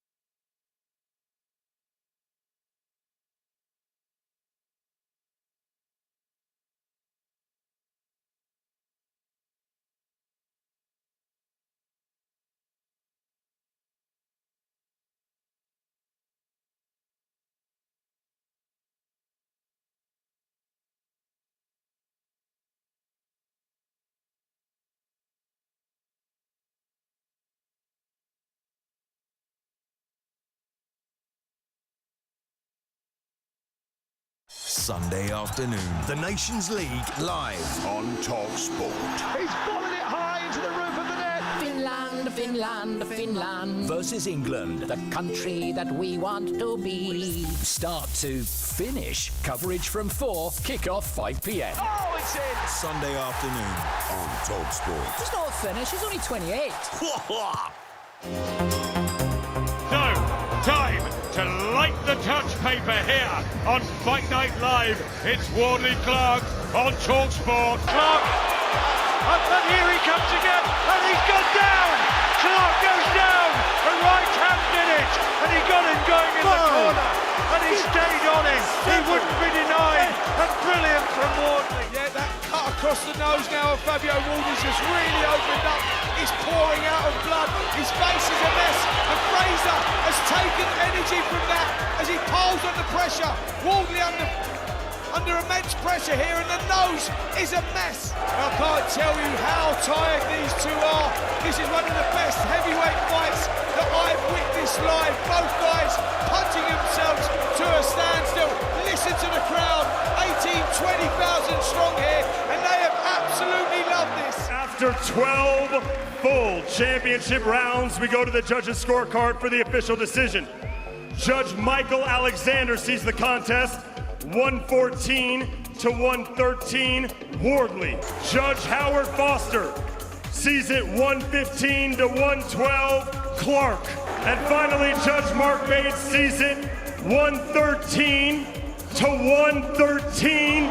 This bout has been ruled a draw. Fabio Wardley retains his championships tonight. Oh, that's what happened last time. The man to my right-hand side was calling you through that live on talkSPORT on an epic... It was a bank holiday weekend, that, wasn't it? Was it on a Sunday evening, that fight in the O2? Oh, what a night. It was absolutely fantastic. Just a brilliant fight and... wonderful advert for boxing. Sensational advert for boxing is in the second helping of this, in the rematch, thoroughly warranted off the back of the first fight. Fabio Wardley's making his way to join Fraser Clarke in the ring. Fraser's already made his ring walk. We've already kind of give you a little bit of a taste of where Fabio's story has been. Regarding Fraser Clarke and his journey from the Olympics, Johnny, obviously picked up a bronze medal there as the team captain, and he stepped into...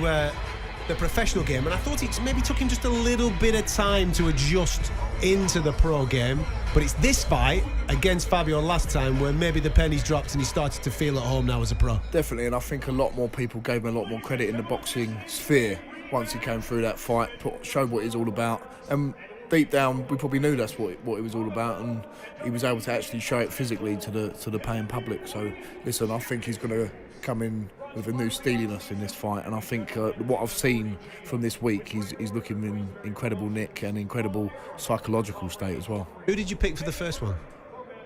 I thought Wardley for the first one. Yeah, I think I did as well. Who did you go with, Adam? Can you remember? I thought Wardley maybe just more seasoned professional, but I think Fraser this time. I think he needed that fight last time. Yeah. It's going to be interesting to see how both of these approach this, because they gave us a proper rock'em sock'em robots, especially down the back end of the first fight. Did they pick up where they left off, or are you anticipating more of a thinking man's fight early doors? Do you know, it's interesting seeing Frank there as they've signed Fabio, of course, Queensbury, and that's really interesting because they are the hot stable at the moment with the whitewash in the 5v5, and of course with Daniel Dubois' amazing performance at Wembley. Do they know a little bit more than we do? It's they don't make many mistakes, or certainly haven't done lately, the Queensbury stable. Raven Chapman lost tonight. Maybe they'll have a poorer night tonight, but yeah, look, Fabio is in great shape. He's as Spencer says, he'll almost walk through walls. He's a very tough hombre, isn't he? A very hard man, and he punches hard. But go back to the white collar, go back to the long amateur career and pedigree of Fraser Clarke. He should win this fight, Fraser. He's had that sort of gut check, I guess, last time, and this time he should be better for it. He looks a lot more solid in the frame as well for the last fight. I've noticed on the scales he was 7 or 8 pounds heavier. Yeah. It looks like he's added a bit of muscle mass to that frame. I know he's never looked like the most chiselled individual, but he looks very, very solid there. Did you like him on the way? Yeah. Yeah, I thought he looks a lot better, a lot fuller in a good way at the weigh-in, you know. I know we've been speaking about Bivol and Beterbiev and the way that they've carried themselves this week. I kind of like the way that these two have carried themselves. Yes, there's a bit of spite when they're being interviewed and what they think about each other and how they think the fight's going to play out, but I like the fact that they both stood up, big handshake, sound, there's been no bother between the pair of them. It's about when this bell goes. I said earlier they shared souls last time. There's a spirit between them. There's a respect now, a huge respect. Even when Barrera and Morales had their trilogy and they hated each other with an acrimonious dislike that went back to when they played football when they were teenagers, and it took them all the way through, and only now their wives have sort of patched everything up and their mates. But the respect when you have had a fight like that, you know, a first fight like that into the second is enormous. And you say, will it be round 13? Well, maybe. Rematches often sort of go the same sort of way, maybe not quite as tough. That it was such a hard fight. I remember thinking afterwards they need a lot of time off, but the respect between them is great, and the respect for boxing. They're both really nice guys out of the ring. And Fraser particularly, I know because of the Sky days. He's a great ambassador, Team GB captain. He's been around the sport a long time, working in the security business as a long-term amateur. And Fabio's come up a completely different way, and it's wonderful to see the two of them going at it again. Look, they look absolutely ripe for battle, and let's hope we get another corker. And I guess the question is, Adam, talking about how much of a corker the first one was, how many times can you have fights like that as well? How many times can you go to the well, and this will be a test of that, I guess. Absolutely. We saw with Gatti and Ward and Barrera and Morales and those sort of great fights. You look back to sort of Ali, Frazier and Bowe and Holyfield, the trilogies. They found a way, even Tyson and Deontay, of course, and that third fight was probably the best of the lot. So the second fight was totally different with Fury and Wilder, and Fury was amazing that night. It just depends sometimes, and I don't know, these two they've not had too many fights for them to do that again. But I think, as we see early on in these exchanges, there's a lot of thinking going on, and Fraser's looking to land that jab first. But yeah, Wardley's not rushing in either. As you analyse these two guys, we're in a situation now in the heavyweight division where, and we kind of alluded to it a little earlier on in the show, where a certain era might be coming to an end in the next 12 to 24 months, let's just say, with the Furies, Joshuas, Usyks, all those types of guys getting to a certain age, and maybe they'll be out of the picture and calling time on their careers. Daniel Dubois is an obvious one that you talk about that could maybe reign at the very, very highest level. You've got younger people like the man that's in the studio right now and the Moses Atumas of this world. Where do you see these guys? I know that boxing, sometimes it can be political and belts can get fragmented. Can you see one of these getting to the very, very top of the game? I think you've got to ask Johnny that. He's the man there. He's the man that's coming through. And you know that once AJ, Fury, Usyk and Dillian's an older fighter too, when they sort of move Chisora, when they move away, it's up to you guys to come and get that turf. And I think winning that British title outright, or winning that that can put you in a position, that's the pedestal to them bigger fights, the European fights and the world title fights, as Fraser just rocks. Big right hand from Wardley. Fraser there, and he's whipping him in. Very similar to that fifth round of the first fight for people that have seen that. Fabio Wardley landed a big right hand, and he's got Fraser Clarke in an awful lot of trouble, and he has just had to take a knee. We're in the first round. He looks in a real bad state. He's not going to make this, I don't think. It's over. He's done. It's over. Done. Eyes went totally. It's over. Wow. That is not what I expected at all, but that's what we spoke about. Fabio can just turn it on and put them shots together. He doesn't know where he is. He's vacant. He does not know where he is, Fraser Clarke. He's been stopped in the very first round by Fabio Wardley with a massive overhand right. For people that saw the first fight, that remember how that first fight played out, there was a massive... They just used it. Using a bit of gas and a bit of oxygen on Fraser Clarke, because it did His face was incredibly worrying there on the That was terrible, yeah. in the knockout. Well, he was hurt earlier. Then Wardley went to the body. Absolutely. Hands went down and bang, and it was one of those that he never looked like he was going to get through as soon as he went. And you can't teach that killer instinct that Fabio has. I think that's his main strength. He has the ability to put them volleys together. We talk about the Sky Nicholson Raven Chapman fight and firing single shots. You can't teach that ability just to put shots together like that. It's amazing. They're almost training each other at the start, and then Wardley knows he's got the strength and the power, and he just took it to him, and maybe it's one of those that. Massive overhand right. Like I said, very similar to that 5th round of the first fight, which rocked Fraser and put him down. But as Johnny was just alluding to there a moment or two ago, the finish, he just went through the gears, he put the shots together, and Fraser was out. It's not looking good at all. He's taking some treatment here in the corner. He We've is. just got to make sure that Fraser Clarke's all right here.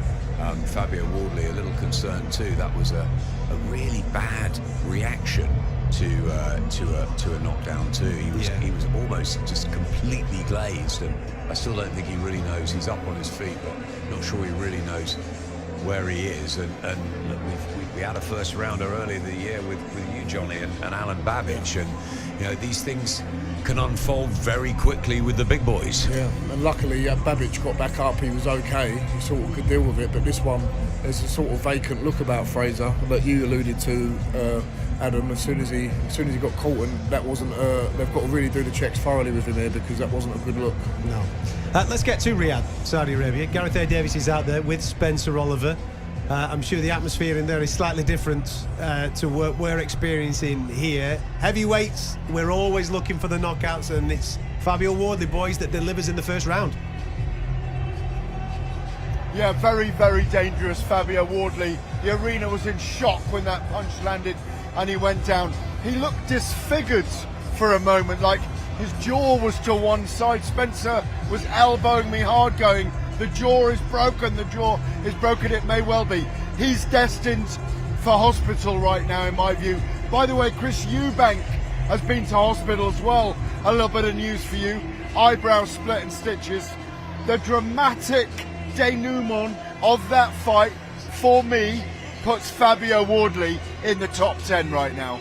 Yeah, we're talking about adjustments and adaptability. Well, it was actually Fraser Clarke that we thought was going to do that, but he didn't do it. He was the one that come out. He stood in front of Fabio Wardley. We know what Wardley's like. He was setting the shots up, setting the traps to the body, and the right hand over the top was the shot. And when that landed, he is an instinctive finisher, and he done the job there. That was in style, in fashion. Let me ask Johnny Fisher. Johnny, does that put Fabio Wardley in the top 10 of the heavyweight division right now? The clinical finish. 100%. What we were just talking about in the studio, Fabio's got that ability to put shots together, that killer instinct that cannot be taught. And when you can do that as a heavyweight, you can put 5 or 6 punches together, you can take out anyone on your day. Absolutely. For you, who should he fight next, Johnny? Obviously, you've got Dave Allen out here. I'm expecting you to look as spectacular as that, by the way, on December the 21st. Who should he go for next? A Kabayel, if Kabayel fights Bacoli? Should he be chasing Joseph Parker and people like that now? What's your view? I was just about to say, Joseph Parker's looking for a fight or a dance partner. Zili Zhang, people like that. He's on that periphery now. After you win the British title, I think you're on that pedestal. He's now won it and defended it multiple times. You're on a pedestal to fight in them big European and then onto world level fights. So them guys, the Parkers, the Zangs, the Kabayels, they should all be on his radar, and I'll give him a good chance. I've sparred countless rounds with Fabio Wardley. I know what he's all about, and he's got that doggedness and that heart and grit that you can't teach. When he's hurt is when he's most dangerous, and I think he can go a long way in this game, and that proves it right there, that round one stoppage. A lot of intelligence with that finish as well, because once he did have Fraser Clarke here, we're just watching it on our monitors, gents.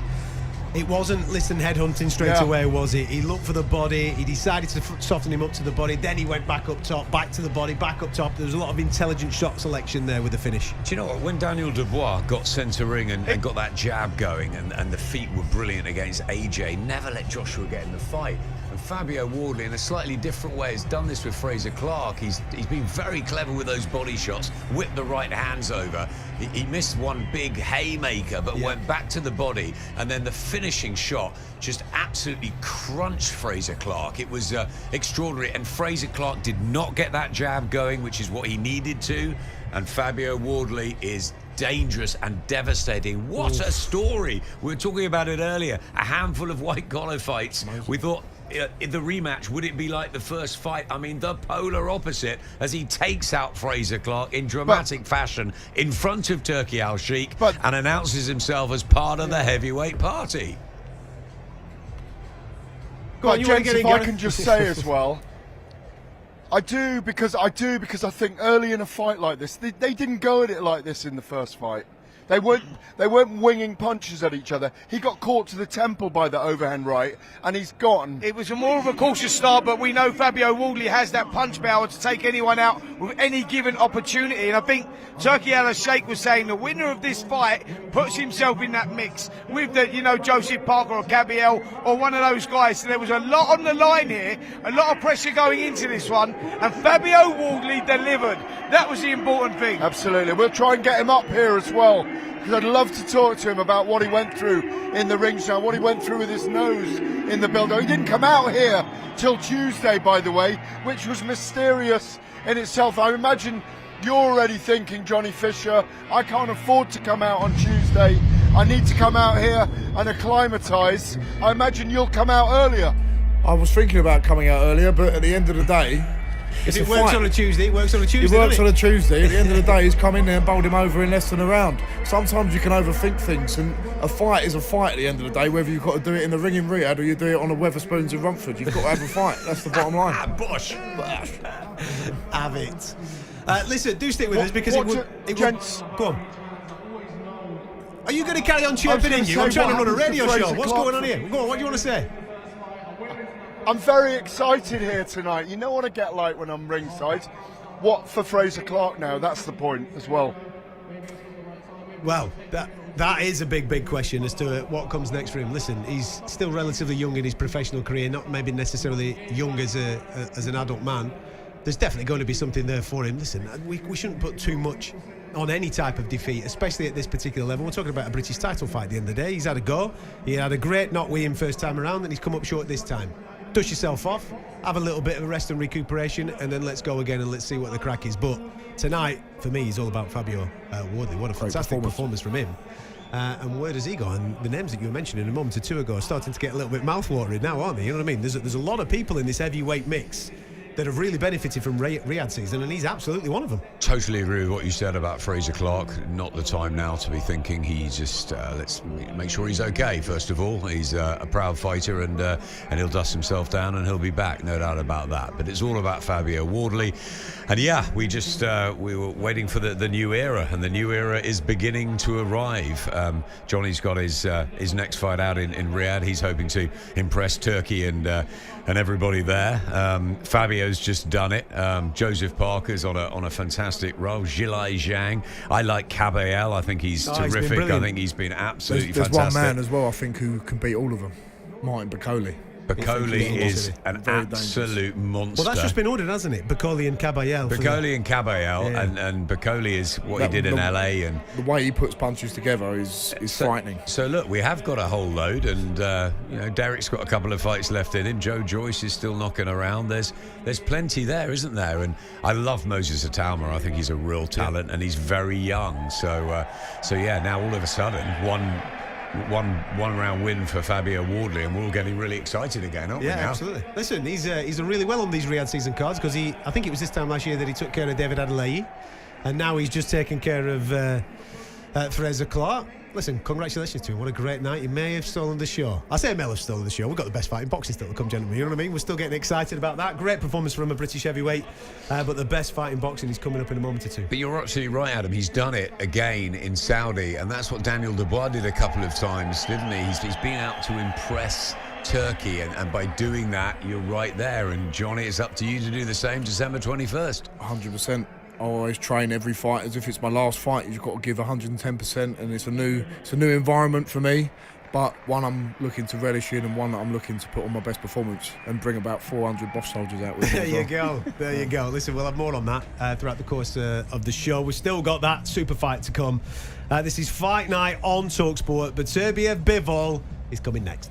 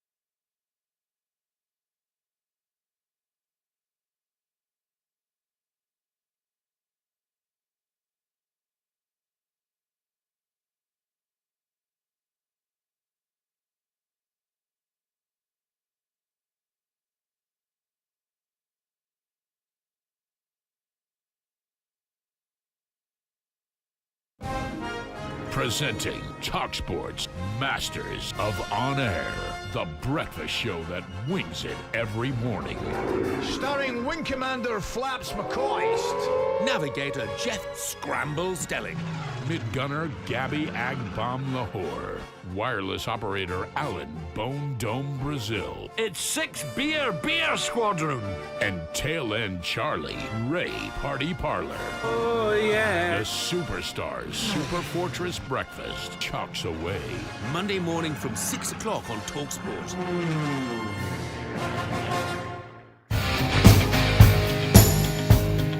And still, WBA and IBO light heavyweight champion of the world, Dmitry Bivol. Bivol, master boxer. I just believe that Bivol will be too good for him. Bivol's so confident, inside, outside, against the ropes, doesn't seem to phase it. Once in 20 odd years, yeah, which is incredible.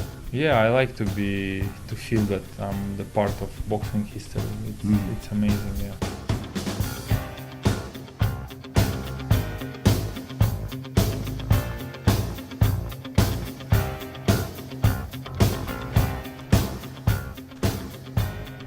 Hey, I tell you what, we're seeing some fights tonight. We're seeing some performances as well. Fantastic from Fabio Wardley, getting the job done over Fraser Clarke, blowing him out there in one round. There was concern, obviously, for Fraser Clarke in the aftermath of that, lit of gas and air and what have you, and a few doctors' checks. But he has walked back to his dressing room. I'm sure he'll be off to hospital to get some proper checks as well, and he'll be well taken care of. But a great performance from Fabio Wardley in the rematch of the heavyweight contest.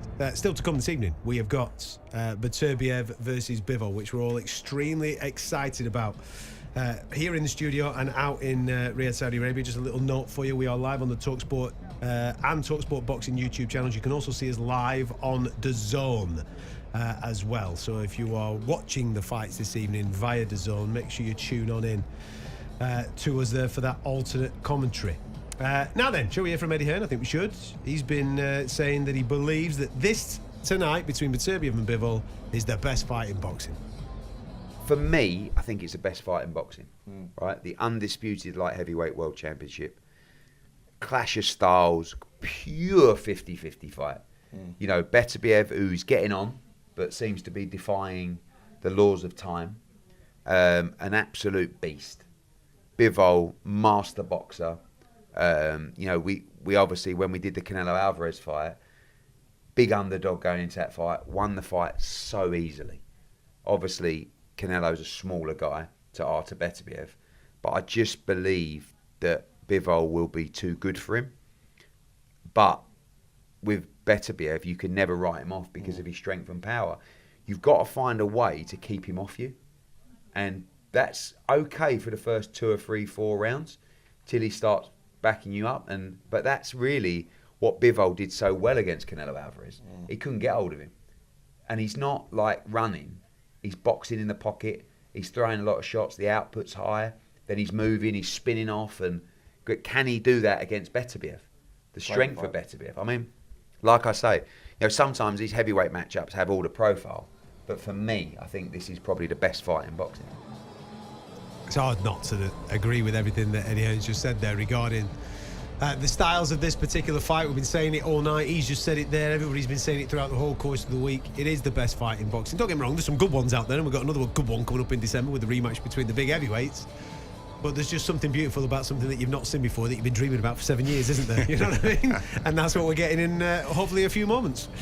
I'm sure that's what we're going to get, and we'll get it from the ring walks, the whole sort of tension before the first bell, and then we'll see how the artistry unfolds. It's a mouth-watering fight, and as you said, it's a fight we've been waiting for a very, very long time. But these fights are coming thick and fast as well. You say that the Fury-Usyk rematch in December. We look forward to maybe AJ and Dubois again, and we know that Eubank and Ben's not too far away. So there are some real blockbusters, but this is elite level. This is the highest you can be at light heavyweight, and the undefeated records and all the belts on the line, and two great guys and wonderful ambassadors for the sport. It's beautiful to be here.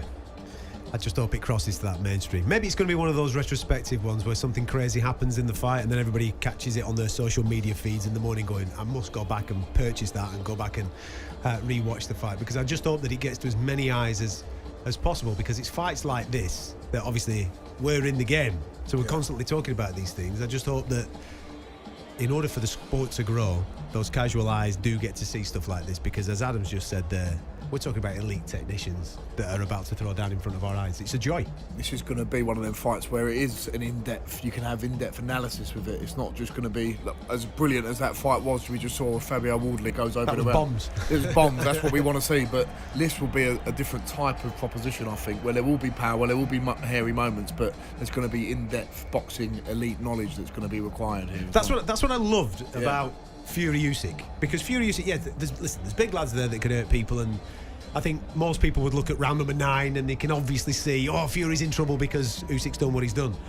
But it's the unspoken dance that I love within a round where Usyk's standing in a particular position. He might not be throwing anything, but he's standing somewhere and he's making Fury do something else, and then Fury answers by doing something completely different. It's those type of dances that I think we're going to see this evening. Those unanswered questions. They don't speak it, they don't do anything, but they just know with their eyes, you're trying to make me do this, I'm not going in that trap. I know exactly what you mean, and that's the art of boxing. Also the footwork, I think, is particularly important. I remember watching commentating on Vasyl Lomachenko against Luke Campbell, and after a couple of rounds, I just drifted my eyes down to watch. Just watch him dance. Watch him dance, because I just thought I'm never going to get a better chance to watch his feet up close. And yeah, feet win fights. Obviously, punches are needed, and hands are. You know, they're there for a reason. They're going to deliver the knockout blow or the skills you need to catch the judge's eye. But ultimately, if your feet are good and the distance is good and your timing comes from that, and so much power comes from the legs too. So it's yeah, I like watching the feet in fights like this. It's always interesting speaking to Tony Bellew about his dance with Alexander Usyk, and that he set off in 5th gear, and the naked eye looks at that fight and goes, Bellew's doing really well early doors. Yeah, he is. Don't get me wrong, he is. But he's being made to work at a pace that he doesn't necessarily want to work at. And the guy in the opposite corner who was just in 1st, and then go on, I'll slip it into 2nd gear now, and we'll start to ramp this up as we go out, and then we end up getting that sensational finish. It was just art, just pure art, and that's what this is. You've obviously written books on the beautiful brutality, and this is kind of what this is. This is exactly what this is. It's exactly what it is, and that's why what Alexander Usyk has done in the last 3 or 4 years has been extraordinary, because he's taken that art of boxing and he's taken it up divisions, not only to crush the cruiserweights but also the heavyweights. And it just goes to show size doesn't always matter. It is about elite boxing, and these two are very, very talented, the pair of them, and we've seen that over many, many years. And it's just interesting sort of seeing Fabio Wardley there with a first round knockout that lights up the heavyweight division again. It's another small chapter in it, but he was a white collar fighter, you know, a little bit like Johnny, very, very little experience. And these guys are just have layers to them, and they've been around the sport. They are the sport. They've danced all the way through up to this moment, and you know, there's so much pride on the line. They want this so badly too. You know, they're two human beings who want to enter, as Gareth says, the Hall of Fame tonight, and that's what's on the line for them. It's tantalising. My children compete, right? And they've all got their favourite fighters in MMA. And they might see something of a weekend in the octagon or in the ring, and then on the Monday we'll go into the gyms and they'll all be trying it. All the kids in the gyms will say, oh, did you see such and such your body do this at the weekend? And they'll all try some flying thing or whatever. Yeah. Is it like that as a fighter? So, for example, you're still doing your thing, you're learning, you're in the gym and you what have you. You've got your favourites. So tonight might be one of your favourites in Bivol's my right, there you go. I'm never going to box like him, but it's my favourite. But do you try? Do you go in there and say, hey, right, I'm going to try and do his feet, or I'm going to try and do his hands? I remember being with Mark. I showed him a few little videos, little training videos. It was in the Top Rank gym in Vegas, and we tried doing it. And that hopping in and out, there's actually an art to doing that. And he spoke about it briefly, the in and then the out. And he uses the momentum of jumping out into his backhand. It's really, really clever. It's not just about looking good, boxing on the outside. He's getting power momentum. It's amazing. And yeah, so you proved yourself right there, Adam. You do watch these guys and you think, what if? And wow, God, I'm inspired by these guys, you know. So is that what we're going to see next time out? The old the dancing run for ballerina. That's what you're going to see. A really pretty one as well. Yeah, but listen, you've got to try and add things to your game, of course. But I'm never I'm of a certain style, I'm of a certain thing, but if I can look at them guys and it can cuten up my style a little bit, be a raging bull, but be a bit cuter with how you are a raging bull, pick your moments a little bit better, use your body weight a little bit better. That's what it's about. And if it adds 1 or 2% to my game, that could be a difference between winning an English title and a British title, you know? Absolutely, but don't forget what you're good at, right? You were a rugby player and then you became a fighter, and that's what you do. You're physical and you knock people out, That's what I am, that's what I do. Dmitry Bivol started in ballet, and that's... You look at those fighters, and I remember Peter Richardson, a very good amateur, you know, used to go to ballet school, and it's about feet and it's about movement. I remember Kell Brook in those early days, Nassim Hamad, what Brendan Ingle used to do, in and out of the circles, the lines, and always moving, and it is an art, and that was Brendan's way, was an art of not getting hit, and it wasn't always exciting.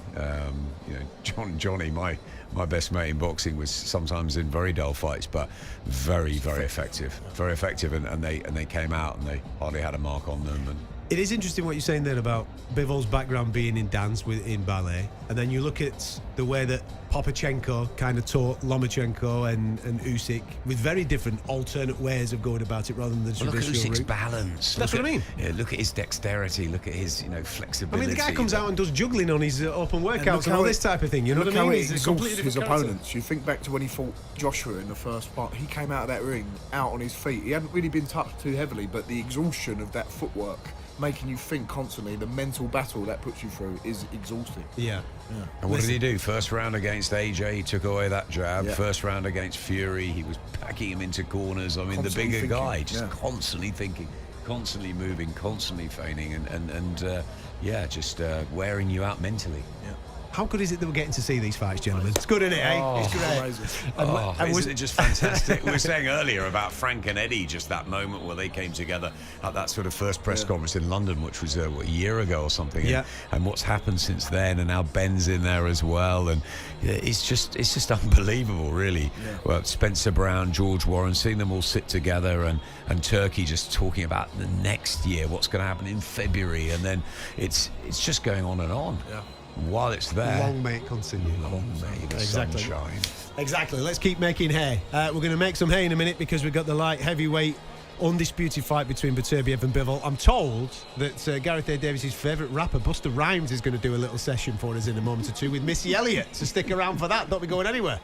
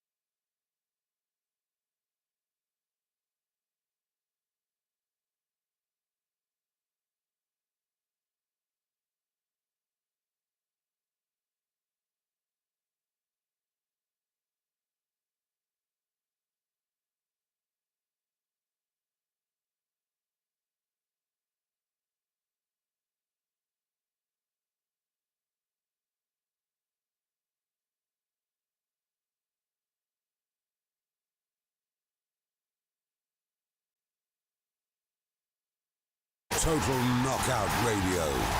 Fight Night on talkSPORT, the home of boxing.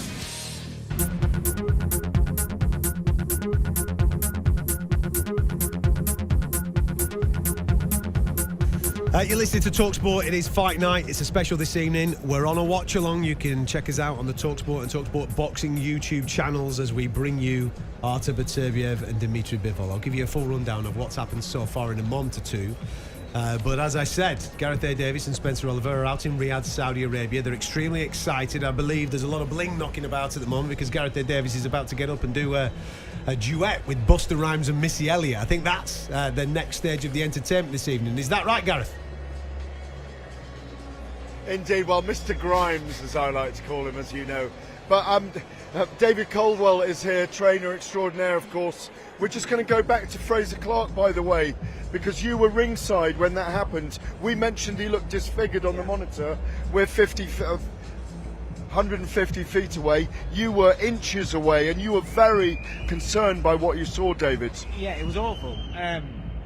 To see that, he saw the shot that did it, and he just got this indentation in his head, in his skull, basically. And then to see him when the camera close, you see the camera close up, how he's trying to pull himself up, and his mouth. We thought at first, you think it looks like he's had a stroke, His face froze, didn't it? Yeah, but this is boxing. When you get punched in the head, you know yourself.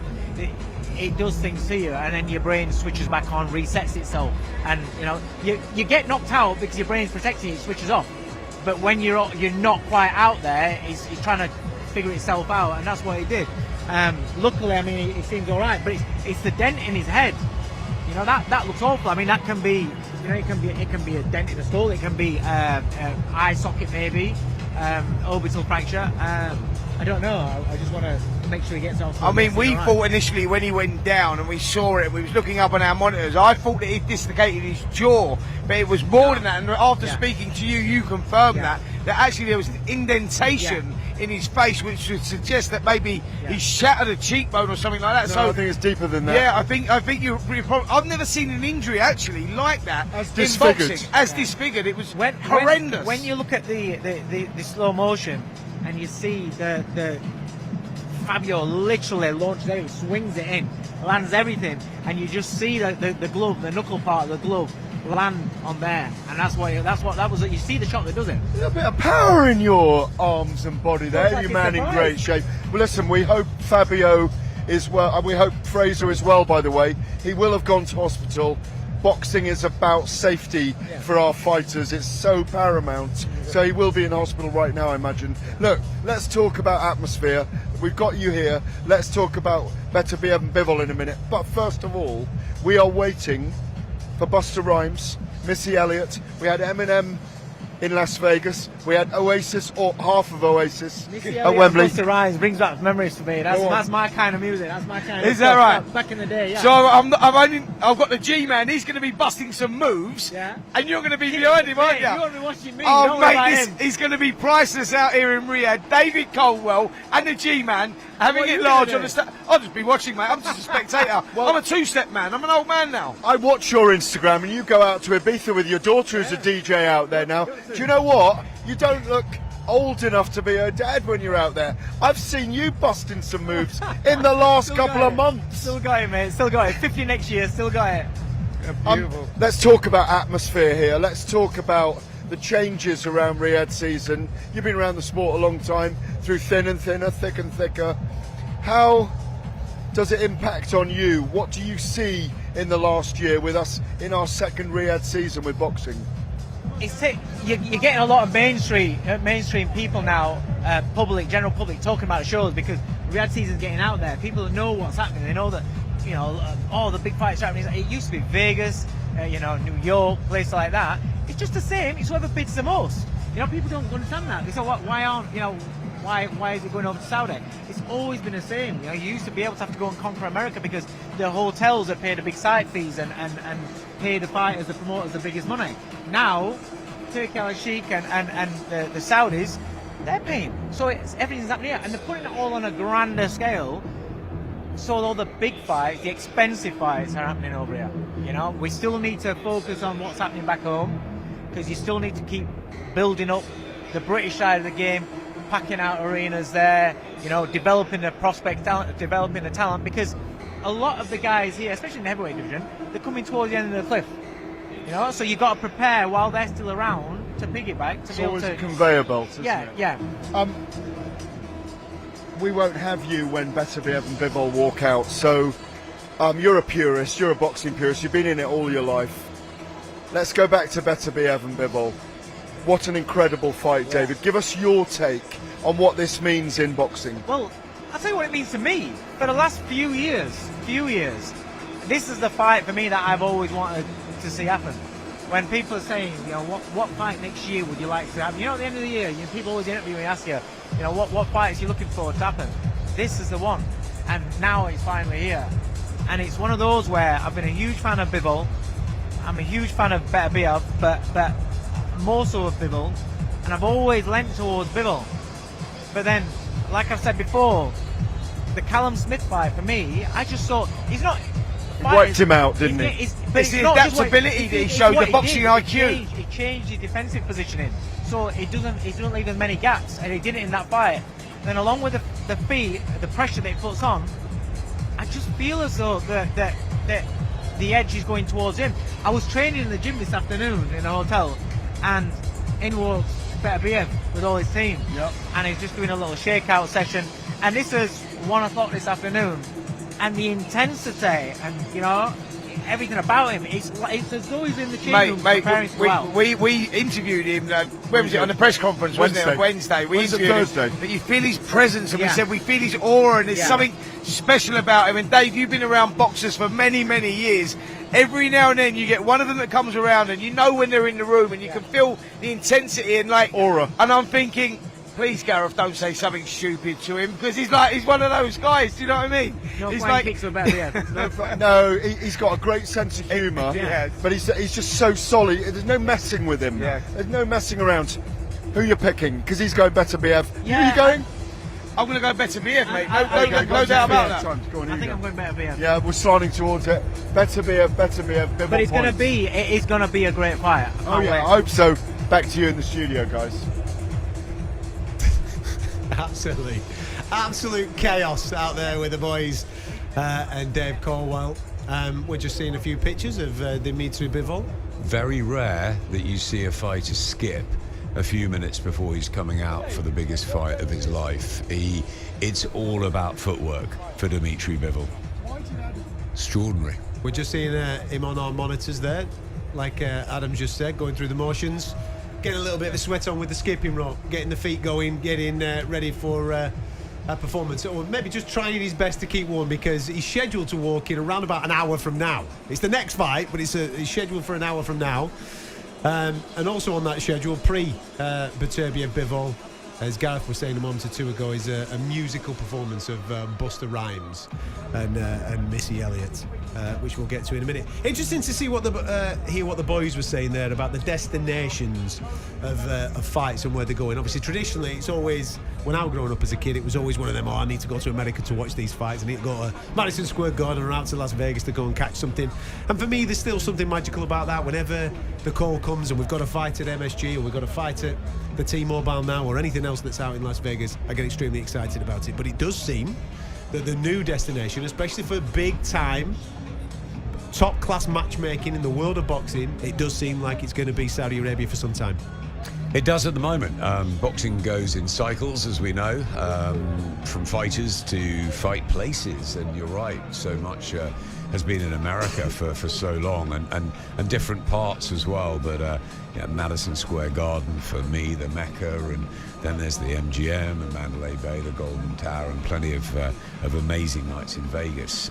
There's been big nights in Germany with the Klitschko's when they reigned there. There was a wonderful time with German boxing as well, and there's been some fantastic times obviously in Britain, and I think none better really than I was with George earlier, obviously reminiscing about 10 years ago and the Frochgrove story and what happened after that. Is that 10 years old?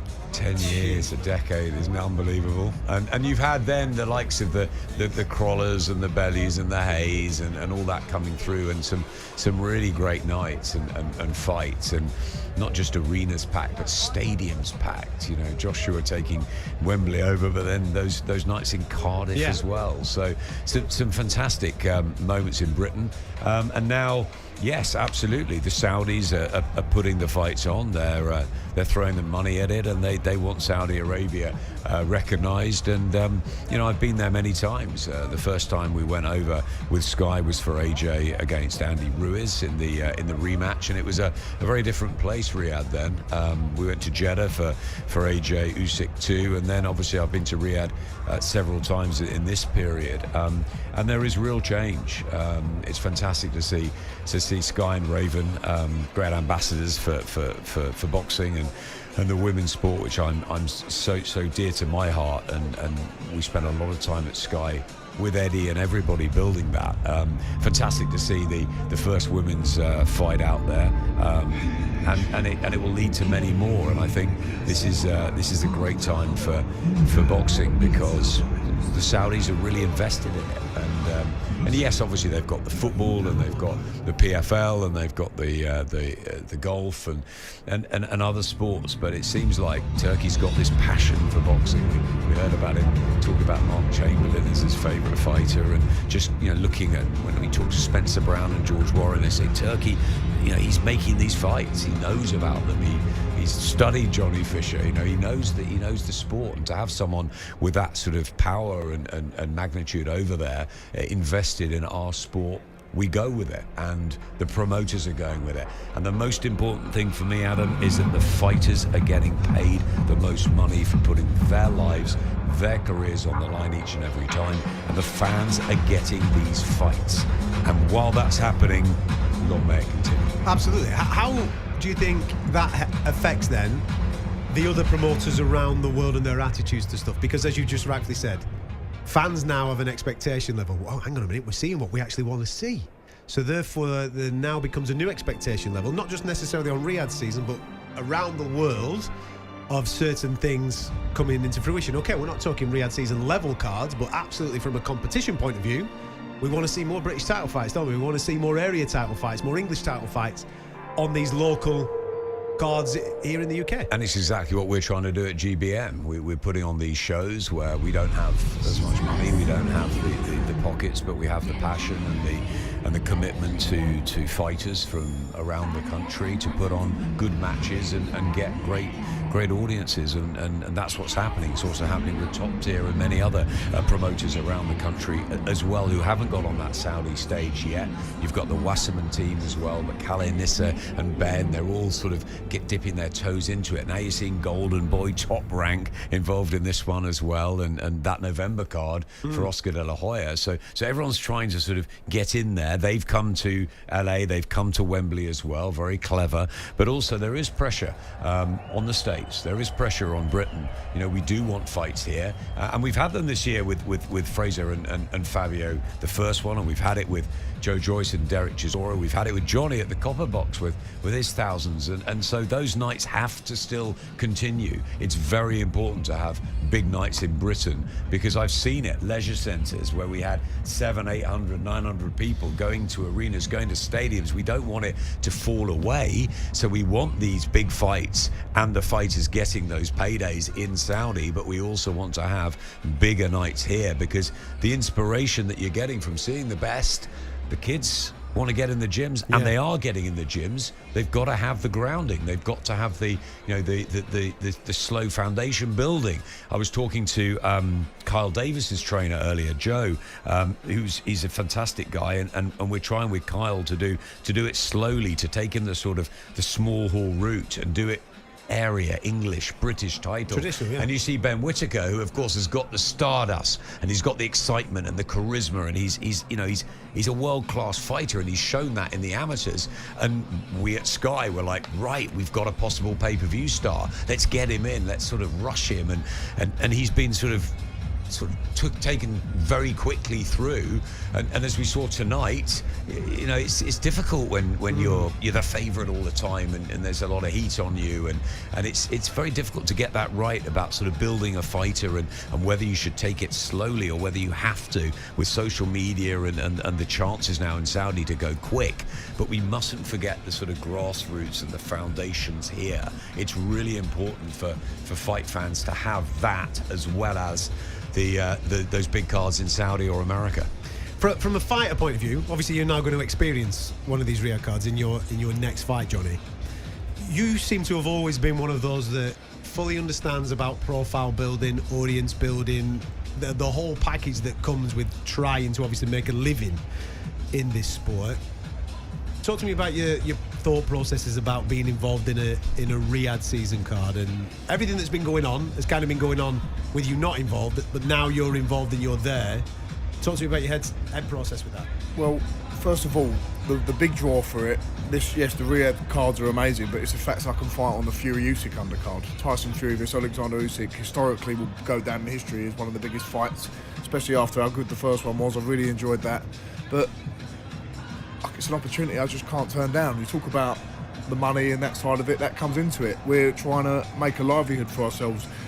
As you say about GBM Sports, other small hall shows, I know plenty of fighters who are paying to fight, who are just making enough, or they're just making enough to live and survive. You want to come out of this game and you want to be able to pay off your mortgage on a house. It's not just about the dream of winning belts. It's a business. It's a career. It's a business, and you've got to be able to pay your mortgage off. You want to go and give a bit to your mum and dad when you finish. You want to try and make this a livelihood rather than just something you do as a hobby and see how far it goes. So when these cards come along for the fighters, that's the main thing. We can all go there and get paid handsomely above what we normally get paid.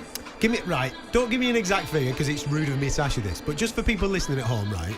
Yeah. If you and Dave Allen was to take place in London, give me the percentage increase, do you think, on you and Dave Allen taking place in Riyadh? For you personally, from a money point It's of view. over double what I'd normally get. That's unbelievable. So for me and Dave Allen, who, listen, I'm still in the early-ish stages of my career, and the money that I'm going to get for this is something, if you asked me 4 or 5 years ago when I sparred Dave Allen for the first time, whether I could earn a penny from boxing, it's unbelievable. And I'm not saying it's an absolute fortune that you can retire on, but it's a substantial amount that can't be sniffed at, and it'd be rude to turn it down, you know? So you've got to think about these things. And kind of like what we were alluding to before with Fabio Wardley. Fabio got an opportunity on the Tyson Fury Francis Ngannou card to take on David Adeleye, and he stops David Adeleye. And obviously he then has navigated a few different promotional things and what have you. Tonight he finds himself back out in Saudi Arabia, and he's put in a first-round knockout performance in the heavyweight division. He's going to get another opportunity and earn even more dough coming forward. And at the end of the day, that's what it's about. But that's what I mean. You're now in that conversation of, right, I'm on a Riyadh card. Everybody's going to be watching because it's Fury Usyk. If I put in a great performance, and I'm on for an even bigger bit of bumps, and that's the bottom line of it. This is our livelihood. We want to put on great shows. I love fighting in England, and I will be coming back and fighting in England as much as I can as well. Having that show at the Copper Box, the grassroots of boxing as well. I'm not one of these people who's going to get carried away in my head. Boxing and the grassroots and what it means to not only the money, but build up legacy and build up things for people in the sport. Youngsters who come through, people that should go to boxing gyms, because I think there's still an attitude in this country that we shouldn't send youngsters to boxing gyms. No. Boxing gyms are the lifeblood of many communities. They save lives, and people in the educational system, and I've been a big part of that. I went to university, I studied history, I was head boy at my school. Schools have got to get behind boxing clubs, and they've got to involve boxing in schools, because it has changed people's lives, and I've seen it happen for people. Take that 30 seconds, talkSPORT, and play that over and over again over the coming weeks. There you go. Well said, Johnny Fisher. Focus, discipline. I tell you what, you can learn a lot out of this game. It's not about becoming a professional, it's about changing lives, and as Johnny's just said, it's absolutely bang on there. Do stick with us, because we are going to be bringing you Artur Beterbiev and Dmitry Bivol. I'll be at dead straight with you. The scheduling does say just after 11 o'clock that these two guys will be in the ring doing their thing, all right? Everything has run ahead of time so far because of some sensational performances. I'm sure there's going to be a change in the arena in the not too distant future, because there is a musical performance from Busta Rhymes and Missy Elliott coming up. So we'll keep you up to date with that, and then hopefully we're going to get the light heavyweight undisputed fight right on here at talkSPORT for you.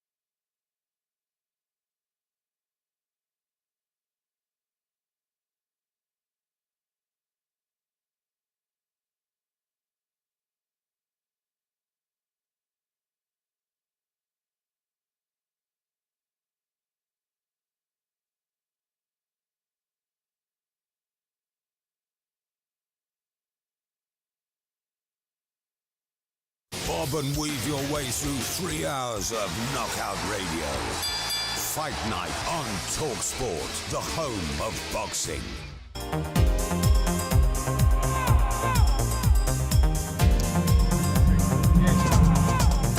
You are listening to talkSPORT. It is Fight Night Live. I'm Adam Catterall. Adam Smith in the studio with me alongside British heavyweight Johnny Fisher out in Riyadh, Saudi Arabia. Can I hear Neil Diamond? I can hear Neil Diamond. That must mean one thing, that we're getting close. And two men that always get excited when we're getting close is Gareth A Davies and Spencer Oliver. Out in Riyadh, Saudi Arabia. Boys, talk to me. It sounds like it's starting to ramp up a bit. Sweet Caroline. It's Sweet Caroline time. We've lost sound with you guys in the studio, so it's Sweet Caroline time. It's the time when everybody gets their phones out. It's about atmosphere here tonight. Absolutely. It's about the beginning of the Riyadh season, changes in boxing. Let's just talk about what we've gone through tonight, what we've witnessed tonight, which is a brilliant performance by Sky Nicholson. An amazing performance. Shut out for me, first of all. Yeah, totally agree with that. It was a shutout. It was all about whether Raven Chapman could close the gap, close the space. She needed to work with her feet to move into range and then throw her hands. She didn't do that. She tried to close the gap by using her hands to close the distance, which was a big problem. And I think that Sky Nicholson showed her class. She stayed on the outside. She picked her shot so well. And once she gets into a rhythm, it's very difficult to beat. And she dominated that fight really from the beginning till the end. I think that the scorecards were maybe even closer than they should have been. I think it was a punch-perfect performance from Sky Nicholson. I thought it was a shutout. Chris Eubank Jr. dropped Camille Szeremeta 4 times. Brilliant performance for me, but he is looking like he's aging, and we've got that set up with Conor Benn now. It's a fight I want to see.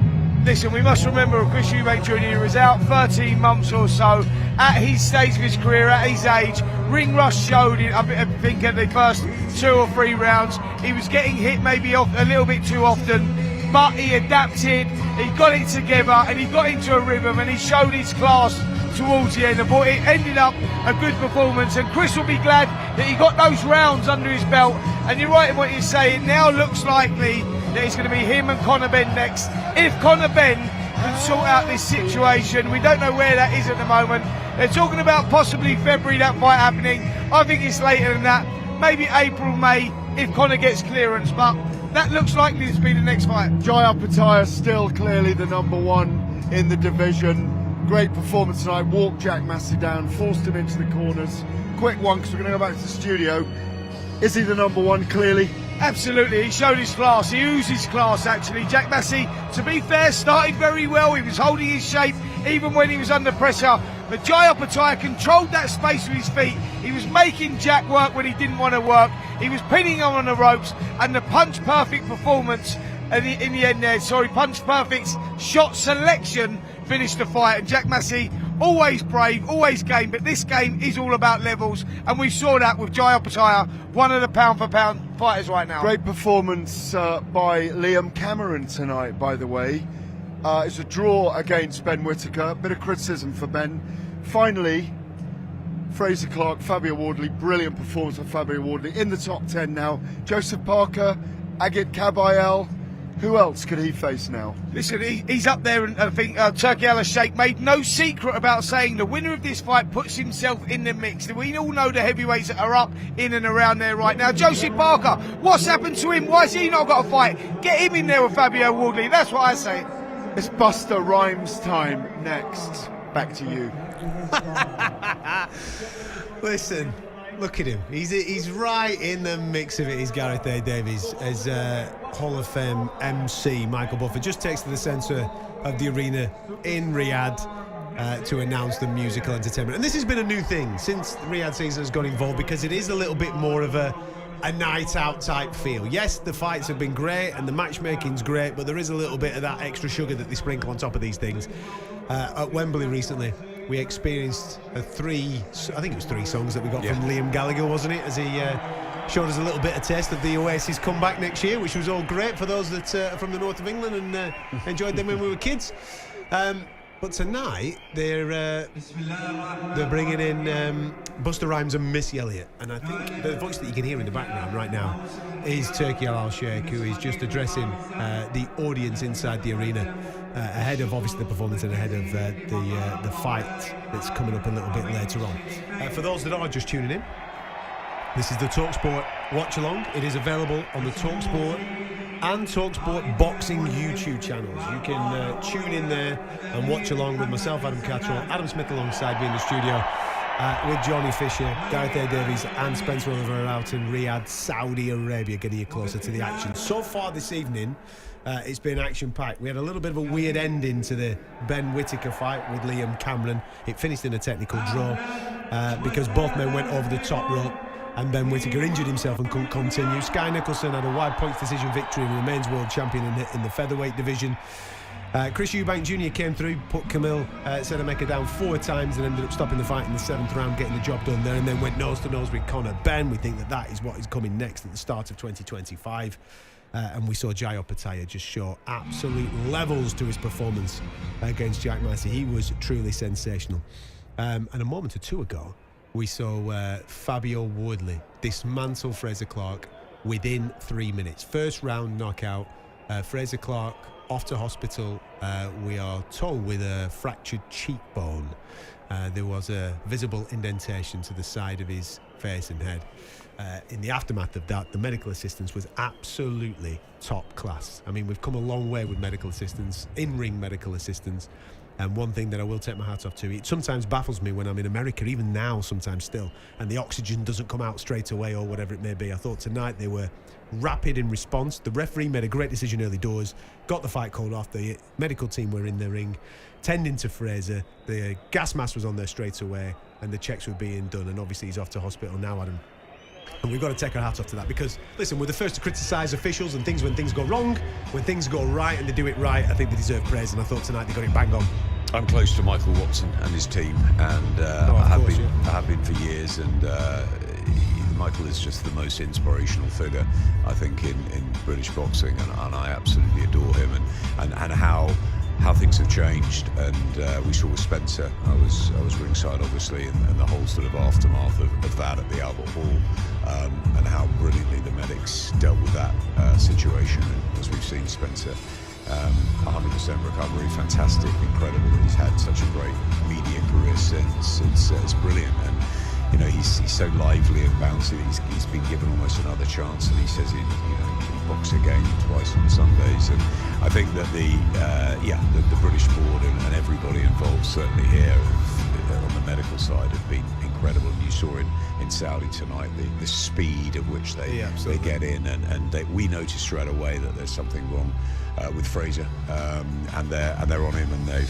it's hospital for Ben, it's hospital for Chris, it's checkups, and it's the right thing to do. This is a very, very serious business. Absolutely, keeping him as safe as possible. So congratulations to everybody that was in the organisation of that a little earlier on. So that's been the story of the night so far. Right now, on my monitor, gentlemen, we are seeing probably the most extravagant firework display that you're ever likely to see at a sporting event. I mean, this is Super Bowl-esque, what we are witnessing right now, as this drone camera kind of gives us a nighttime view of downtown Riyadh, it looks like, over the harbour there.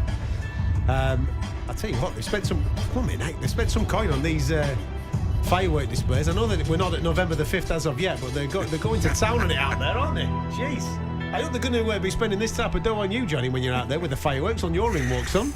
I don't know what they'll be doing. Listen, I'm just grateful to be part of this, because they are putting on a show, and can't wait for the main event, which is Bivol Beterbiev. That's what we're all waiting for, and this is just building that suspense a little bit more. It was amazing at Wembley, wasn't it, Adam? Yeah. The pre the ring walks and then the ring walks, and it was extraordinary.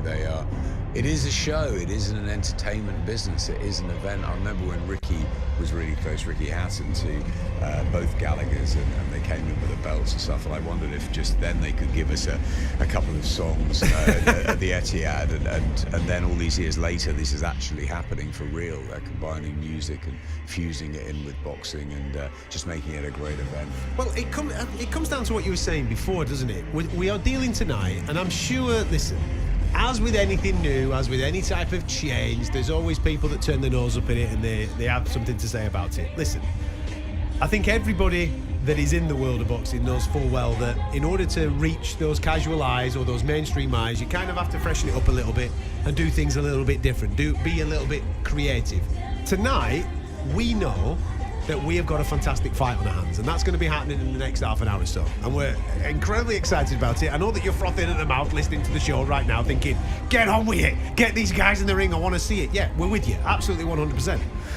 But as we said earlier on in the show, we are talking about two guys that might not necessarily have that mainstream crossover, that might not necessarily have that mainstream appeal. Now, if you are putting on pop stars, now I'll be honest, I have no idea who's on stage right now, absolutely none whatsoever. But, you know, she's singing away, she's doing her thing, and I'm sure she's appealing to a certain demographic. I've been told that Busta Rhymes is going to be up in a minute doing a little bit as well, and I'm sure he appeals to a certain demographic. Now, if those casual eyes come in because they're attracted to the performance of a music artist, and they see this and they go, all right, this is a bit different, and they stick around for a fight that absolutely wows them. Come on, man, that's not a bad thing, is it? And they brought True Geordie in, haven't they? They're doing things differently, and that is great. Taking risks, looking for different audiences. That's the point of this. Ultimately, we love boxing, and the three of us are sitting here. We want to watch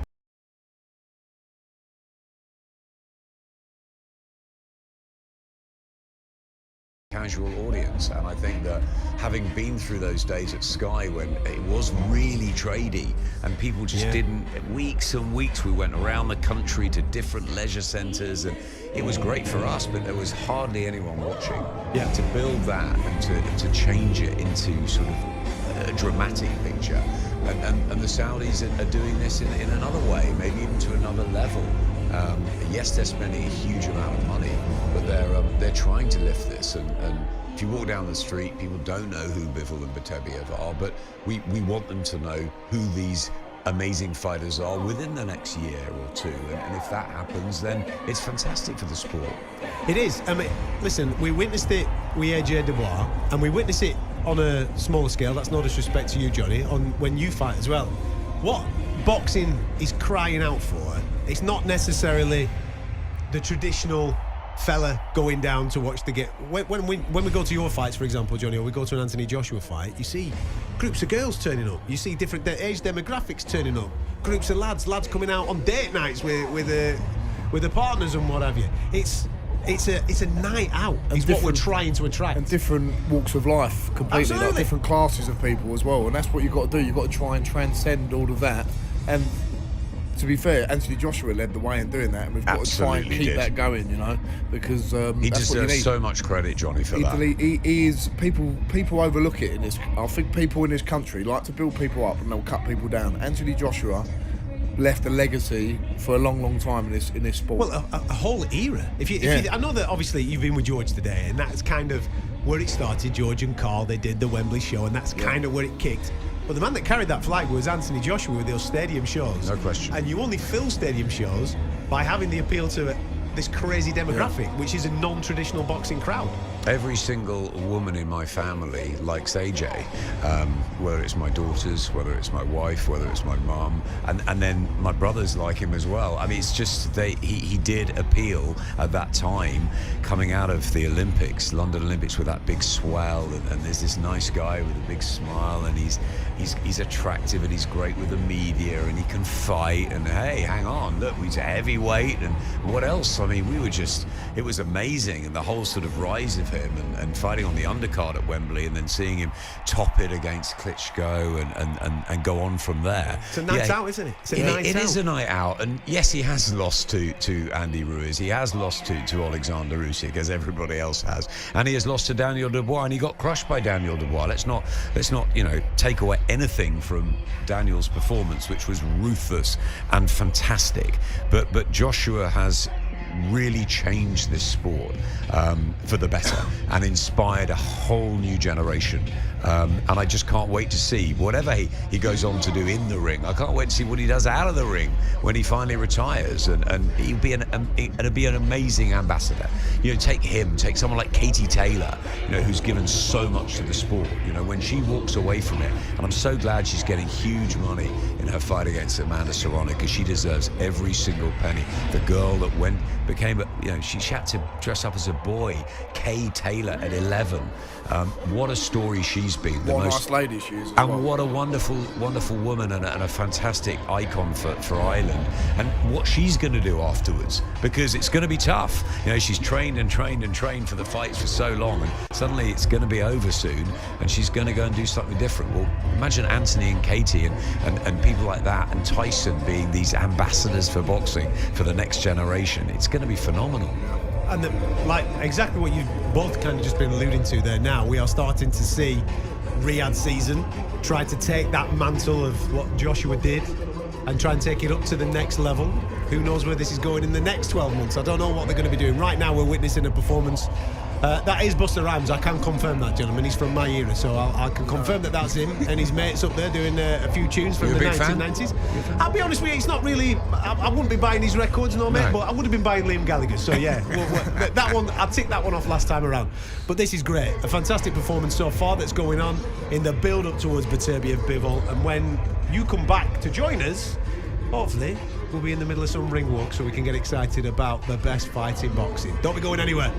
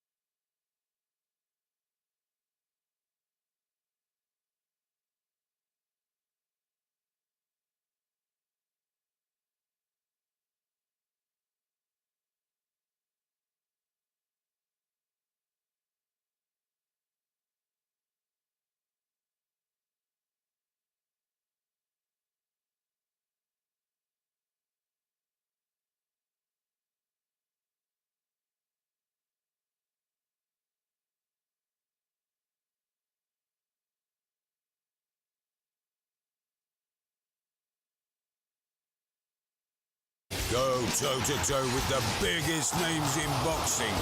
Fight Night on talkSPORT. Walking down your street again, past your door. We are talking taken two of the best light heavyweights, not just of this era, which is obvious because they're both unbeaten. I think we're talking about two of the best light heavyweights of all time. The best fight in boxing. The best two light heavyweights in the world fighting for every single belt. Whoever wins this fight come October 12th is in a great argument to be called the best light heavyweight we've ever seen. Ladies and gentlemen, please welcome Artur Beterbiev! Dmitry Bivol! Beterbiev goes to work! Big right hands! Uppercut! Overhand right! Nice work there from Bivol. Good right hand. Followed up. A lot of punches, and he's going to go down here. I think my fight with Beterbiev did take something out of him. There's a hook. There's an uppercut. Beterbiev's on the attack. Look at him go! Oh my word, Bivol! Beterbiev has been down 3 or 4 times already. Usually the weakness in the strong punches is they don't take as good as they give. An unbelievable fight, a fight for the boxing purists. Probably the best fight in boxing right now. This is a fight that, for me, can only be an all-time classic.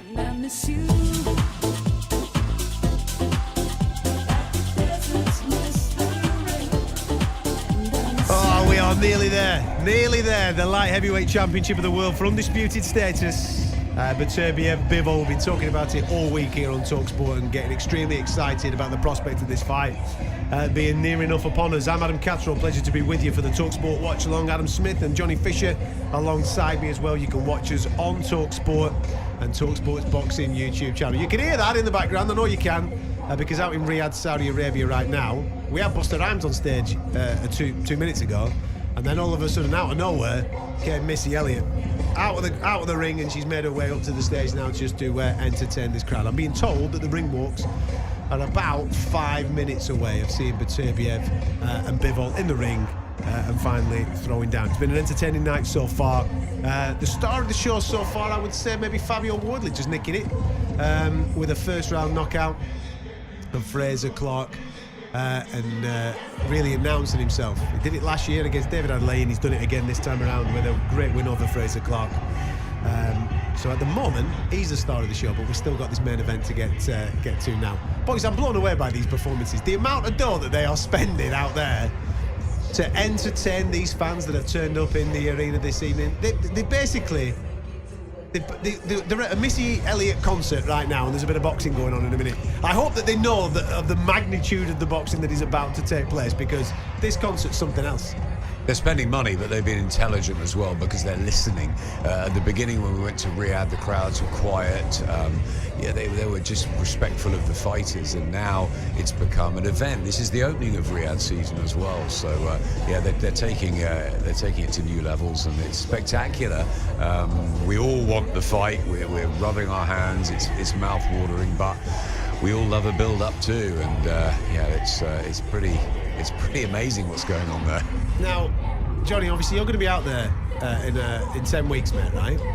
We need to put an order in for a ring walk or something. We need somebody to welcome you to the ring. Who are we going with? Oh, we spoke a little bit off air. Dolly Parton would be. Dolly? Yeah. It'd be more down my street than this. Bit of country and western. Bit of country and western. Oh, bit of 9 to 5? Bit of 9 to 5. Maybe not 9 to 5. She's got another one, Coat of Many Colours. That's a good one. You want that? Yeah, I like Coat of Can we Many make Colours. that happen? We can make it happen. Actually, my manager, Adam, he's got a contact who manages Dolly Parton, so it could happen. Are you being serious? Yeah. And Luke Combs, obviously, is a bit more well-known. Luke Now Combs. we're talking. He's great, but Dolly Parton would be a little bit more classic, and my nan might approve more of Dolly Parton. Oh, you've got to keep the nan happy. Yeah, exactly. She'll be at home biting her nails, but she'll hear that and she'll be comfortable once that. With the way that this career's going, mate, at some point, I've no doubt that you're going to challenge it at the very top table. Once that fight comes along, if Dolly is not on the keys there, giving it the big one, welcoming the bull to the ring, I'll be absolutely disgusted that you haven't made that happen. Dolly, if you can hear us, we need you. That's the line. You've got to make that happen. Listen, anything's possible with these Riyadh season cards, as we are Anything's possible. As we are finding out. Adam, I know that you've been all in on the Bivol train for the victory this evening. Has at any point your mind flip-flopped at all, or have you managed to stay with the sweet scientist? I was listening to Dave Colwell with interest. Get on very well with Dave and agree often with his view on fights, and it was interesting listening to him say that he was in the gym earlier with Beterbiev, and he, I think like all of us in here, sort of thought Bivol before and is now starting to waver to the other side. Look, there's a lot of people that think Beterbiev will win this fight. There's a lot of people who think Bivol will win it. It's unknown. It's only what we've seen. We can only go on. We have never seen them dance together, so it's only on what we can assess and what we can think, and often we're wrong. Most of us thought AJ would win by knockout against Daniel Dubois, and that was very one-sided to Daniel. So, yeah, Fabio, Wardley, Fraser, Clarke. We're thinking Fraser might edge it under the jab, and look what happens. And you know, with big punches in the ring, you never know. But I did like Bivol when the fight was first talked about all those years ago, and I like Bivol today. So no, I haven't changed. I think the Canelo win probably cemented what I thought. But I watched Bivol out live, watched him many times live, but last time when he was on the 5v5 show, and as I said, Joe Opetaia was there, and I just watched him and just thought this guy is a very, very classy operator, and I think his ring IQ and the way he judges the distance and executes game plans so well. I think he's a nightmare to fight. I think Beterbiev is a great fighter, but I just think Bivol, I go with a boxer. I go with a guy who I just think will be more skillful in there. Johnny and I were saying earlier that maybe what Spencer's thinking, Bivol could assail a lead and suddenly Beterbiev finds a couple of bone-crunching shots and it can change everything. But I just don't think that happens tonight. On the flip of that, because listen, I think we're all on the same page. I think we're all edging towards Bivol in the studio. Spencer earlier on was talking about the threats of Beterbiev. Watching Beterbiev up close, he's much more than I originally thought he was. When you're there ringside and watching him, for example, against Anthony Yarde and various other fighters that I've watched him against, his range control, the way that he uses his feet, and that jab is just a frightening weapon. Like, I come across so many fighters that are using it as a range finder. Right, okay, you're there, and then something else is coming off the back of that. This guy's using it to hurt people. Yeah. It really does bust people up, and if he can get it through that very, very brilliant guard that you've just been speaking about from a Bivol point of view, if you can get it through it and bust him up and wear him down, maybe attack that body, we could have a really, really interesting second half of the fight here. Yeah, I think it is. That's the way Beterbiev can do it. Wear him down into the second half. You actually look at the stats, he's actually got an inch longer reach than Bivol. You wouldn't think that from the way that he shapes up, and he does try and get on the inside, but the jab, as we know, it's a cliche, but it is the key to everything. That's what sets up them combinations that he throws. They're not loaded shots, but the power that Beterbiev has got, he doesn't have to load his shots. They're heavy-handed blows. It's natural. 20 knockouts in his 20 wins. He touches you and it hurts, and he's a much bigger guy. So yeah, there's a lot of thinking behind that he could catch up with Bivol at some point. I just love this fight. You know, I was thinking and talking to people within the trade who are really excited about it, and I got one that said it's like the type of fight you remember watching with your dad. Kelly, Hammer, De La Hoya, Trinidad, Mayweather, Pacquiao, the one you just can't wait for, and it is that anticipation, and it's. I always used to say to my great team at Sky, you don't know what happens when the bell goes. We've done all the build-up, we've worked our socks off, we've tried everything, the countdowns, the gloves are off, all of the programs, ringside, everything that we threw at it, but ultimately, when that bell goes, it's down to you guys, and we've got no control over that. That's the beauty of it, though, isn't it? The beauty, the beauty, the thrill, the expectation. Here's a little caveat to throw in there, right? We know what happens when Beterbiev gets hurt. We've seen it. We've seen him get off the floor. We've seen him get dropped. We've seen him get up and win. What happens when Bivol gets hurt? We've not seen that. And don't get me wrong. I was thinking about that. Nobody's been able to do it, and we've been in some good guys. Canelo couldn't do it. What happens if he gets hurt tonight? We're going to find out a lot about him, aren't we? We are, and that's the other thing. Like, how are the corner team going to react when that happens? Does that come into it? How good your cornermen are? What's your heart like, Bivol? Beterbiev's been hurt and he's come back. I was thinking the exact same thing about an hour ago. How is he going to respond when Beterbiev starts sticking it on him, and he's caught him a couple of times? Has he got the minerals to come back and rally the troops and get the victory? Does he know? Does he himself know? Exactly that. We find out tonight when they go swimming in these deep, dark waters. Deep, dark waters. Here we go. Michael Buffer. Mr. Buffer is in the ring right now. You know it's a big fight when Buffer's in town, don't you? Oh, it's still, after all these years, Yeah. Has he introduced you yet? No. Have you not had a Buffer one yet? No, not yet. David Diamante is my man. You've had David Day. Yeah. Okay, right. Have you had a Jimmy Kelly? No, I haven't. Jimmy Lennon. Jimmy Lennon. Yeah, I like him. I like Jimmy. watching him now, but DD's got a great voice. Buffer's the king, isn't he? Yeah, Buff's the king, man. Especially when he whips out the old white jacket. You know it's a proper one when he's got the white jacket on. If he's in his normal tuxedo, you're like, all right, he's not really bothered about it tonight. This is taking it to the highest level. He's on it tonight because he's gone all in this evening. He's got the white jacket on as Mr. Buffer, and you know that you're in for a proper fight when he's in. So here we go. By the looks of that, is that Mr. Beterbiev coming out first? It is. So the unified champion. Look at this fella here. Ice. No airs, no graces, just a t-shirt. This is what I like. I like it. It's a big night tonight. We've seen some fighters spend a few quid on their garments. This fella's not going to do that. Throwback. Yeah, it's going to be. He's going to have the black boots on, the black socks, the black shorts, the black gloves. He's just going to crack on as normal. That's how we normally. That's how we normally rock and rolls. I like his style.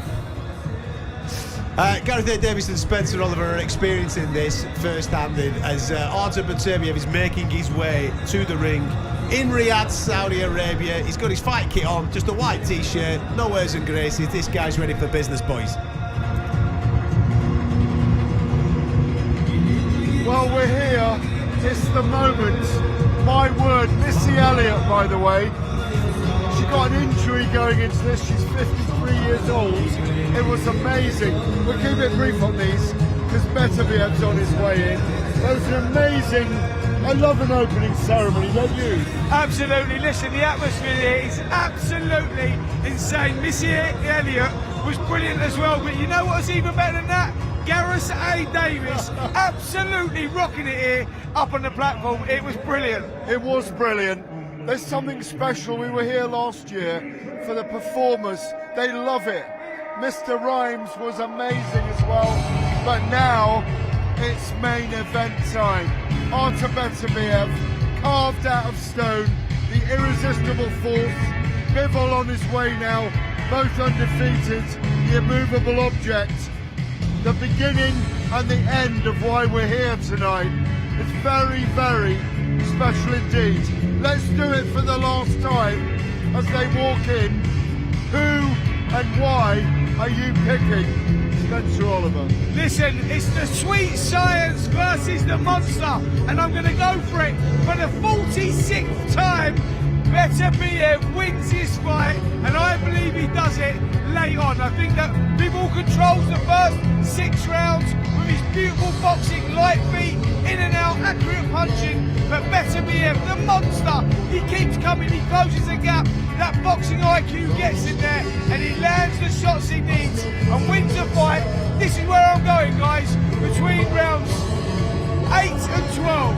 I'm going for Bivol to become one of the modern greats, following in the line of Archie Moore, Ezard Charles, Roy Jones Jr. We've waited 25 years for a 4-belt undisputed light heavyweight champion. Bivol looks so focused in the ring. It's an amazing atmosphere. It's absolutely full here. It's such a privilege and a pleasure to be at these great events. Listen, we've been coming back time and time again since Andy Ruiz and Anthony Joshua in 2019. The atmosphere, the occasion is getting bigger and bigger and bigger, and tonight has exceeded all of that in this one here for this light heavyweight undisputed title. Can't wait for this one. We can hear Michael Buffer, of course, the dulcet tones of Mr. Buffer. 50 years in the sport. We're about to do the anthem here for Saudi Arabia.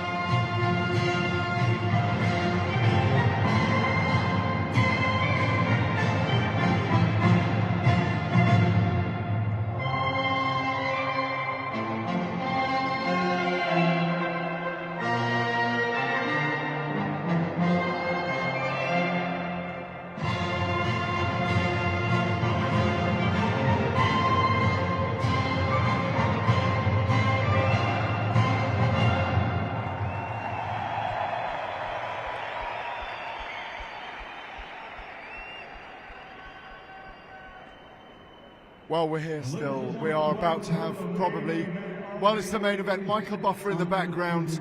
This is a special moment. Undefeated versus and it's, for me, it's Beterbiev's is going to go, my friends. Listen, the best fight in boxing today, two of the pound-for-pound best. We find out who's pound-for-pound, in my book, #1. I can't wait for this. Excitement beyond belief. Very, very special fight, befitting of this occasion. 25,000 people in here. The opening of Riyadh season a year ago. The world, certainly in our boxing world, didn't know what Riyadh season was, but everybody knows now. It's a big part of the boxing world. It's a big part of the growth. We understand that there's going to be more and more events. We know that Anthony Joshua and Daniel Dubois are being lined up for February next year. We know that Conor Benn and Chris Eubank are going to fight each other. The key for me is the travelling fans are going to come eventually.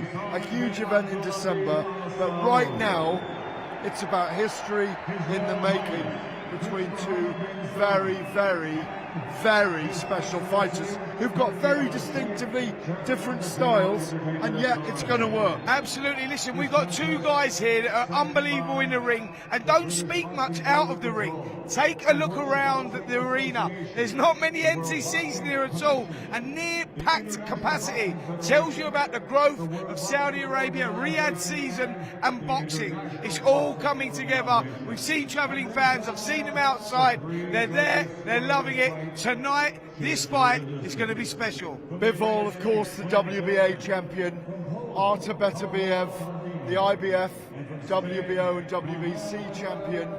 They're being introduced, as they always are, for the millions watching around the world. We are going to get ready to rumble here for the Riyadh season.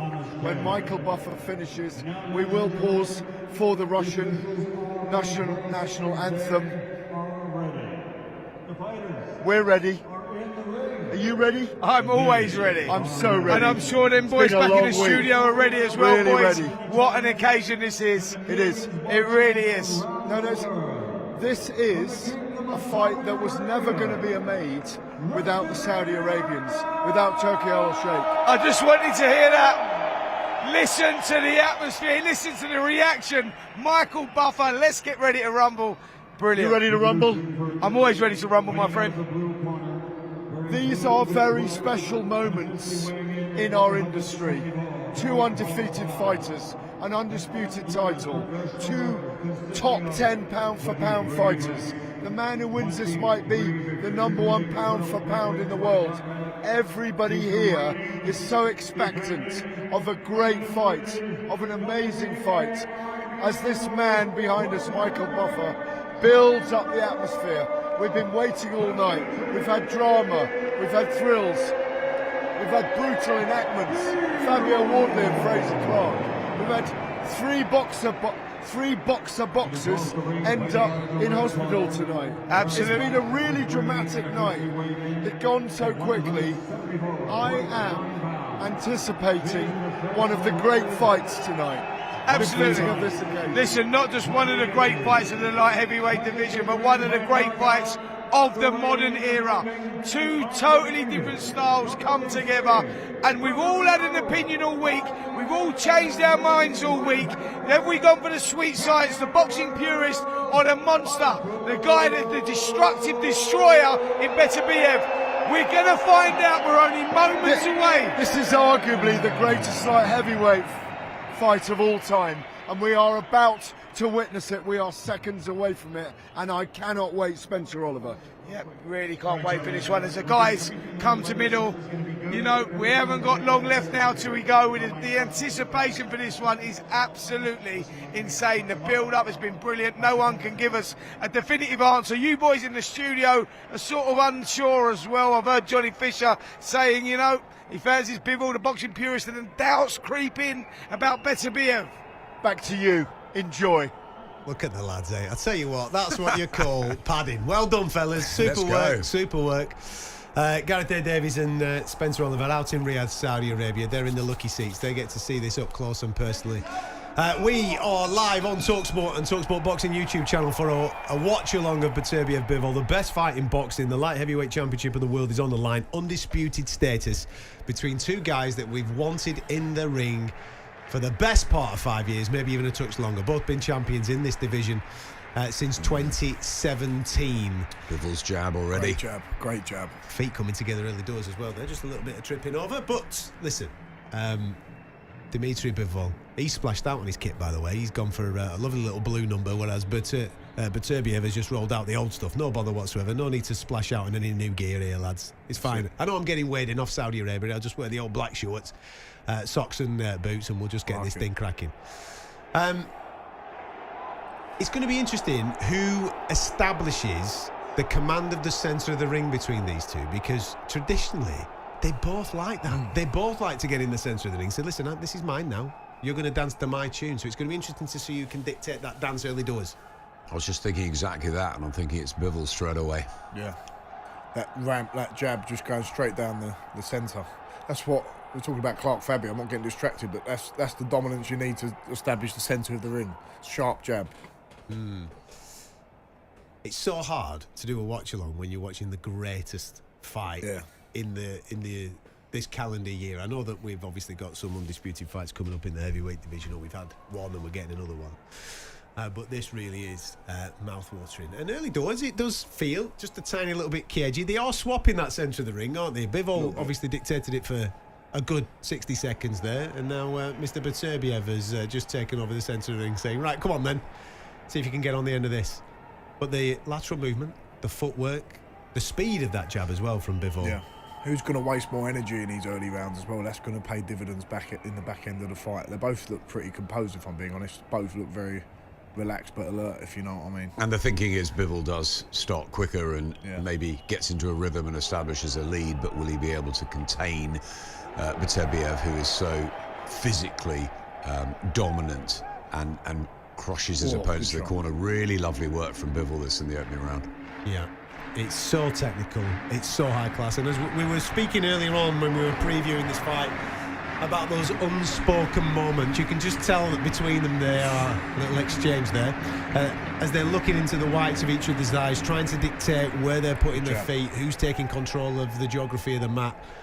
You could just tell that they're just, are you coming into this trap? Are you going into that trap? I'm not coming into this. I'm not going into there. Going, you have to try and outthink me a little bit more here. Jab to the body. Johnny mentioned it earlier, the importance of the jab. It's just lovely. It's such a quality. And Beterbiev's trying as well to the body, but it's Bivol that's getting those jabs home. And they will pay a price as well. He's let his hands go a bit there at the end. Lovely little exchange right on the bell. Bivol on the counter. Look at that. Look at that. What a round from Dmitry Bivol. Just as the bell was sounding at the end of round one, he had a little bit of a 1-2. I think there's a little jab and a left hook to the body there for Bivol. I think he can just sneak that under his ribcage. Just keeping that right hand, that tight guard, and just leaves that ribcage a little bit exposed. He's got to try and slip one in there. It's such a technical, beautiful fight. It will catch fire, you can tell, because they're having a little look at each other and they just have a little bit of a go, and you just know at some point someone's just going to go, right, come on then, let's have it. You are listening to talkSPORT. If you are on your way home listening to the radio, we are keeping you across everything that's happening in Riyadh, Saudi Arabia, between Artur Beterbiev and Dmitry Bivol. If you have the opportunity to maybe watch along with us, you can do via the talkSPORT and the talkSPORT Boxing YouTube channel. If you are watching this on the zone, or going home to watch this on the zone quickly as you're getting back in, there is an alternate commentary option, which is us. This, exactly what you're listening to right now, is available for you on the zone, so you can have a little bit of a flick on that and get stuck into it. I actually thought that first round was pretty tough. Early doors, I thought Bivol established the centre of the ring, but there was a lovely little exchange in the day with some really forceful shots, even though these jabs are looking absolute money from Bivol. Who did you just go that first round towards, Adam? Bivol for me. Thought he started really sharp. Got that centre ring, as you were saying. Now he's trebling up the jab in the second round. He also jabs to the body, and I think he's just finding a few gaps in Beterbiev, who caught him at the end of the first round, definitely. But the scoring punches of the opening round, you've got to go with Dmitry Bivol. It's not enough just to land one at the end of the round. The whole narrative of that first round, that jab was just pinging Beterbiev's head back, so I think I'll do the same. Gave it to Bivol. The interesting parts of these dances is that every single time Artur Beterbiev right now is looking to step into range and let that ramrod jab go, which is a phenomenal weapon. We were talking about it before he's even thought of. As soon as the feet go, Bivol's thrown his jab, and as Adam was saying a moment or two ago, he hasn't thrown one, he's thrown 2s and 3s of those jabs in order to offset Artur Beterbiev. He's just maybe struggling just a touch trying to get into the rhythm of the fight at the moment. Just think Beterbiev's feet are wide and a little bit slow. Bivol's just got that extra movement, and he needs, Beterbiev will at some stage really try and back Bivol up into ropes, into corners, and utilise that physical presence. But at the moment, Dmitry's just getting into a nice little rhythm here and just outboxing him. The guard as well. That's a very, very high, tight guard from Dmitry Bivol. We saw this quite a lot in the Canelo fight, didn't we? Where he wasn't. Listen, we're talking about him coming forward and sticking that jab in the face of Artur Beterbiev, but he's not frightened either. No. Of just backing up, catching a few on his hands, and then bang, and away he goes. And for Beterbiev to try and offset and negate that high guard, he's got to get his feet in close to throw shots to the body, but he's not allowing him to do that. He's looking clumsy here, Beterbiev, Johnny, just wild with his punches, and he's being made to pay, and he's got to tighten up a little bit here. The feet are going to win this, I think, if it's going to go either way. The footwork from Bivol, if he carries on like this, but it's a big if to move like this for 12 rounds against someone who punches like Beterbiev. That's the question Spencer was asking. Can he do it? And that's the key. He's got to be perfect for 36 minutes, Dmitry Bivol, but it's a perfect start. The corner have got to be delighted with these opening 2 rounds. What I'm enjoying from Dmitry Bivol through this first 6 minutes, as the boys are just discussing there, is that it isn't just all the same stuff. He's not like on his back foot running around the ring.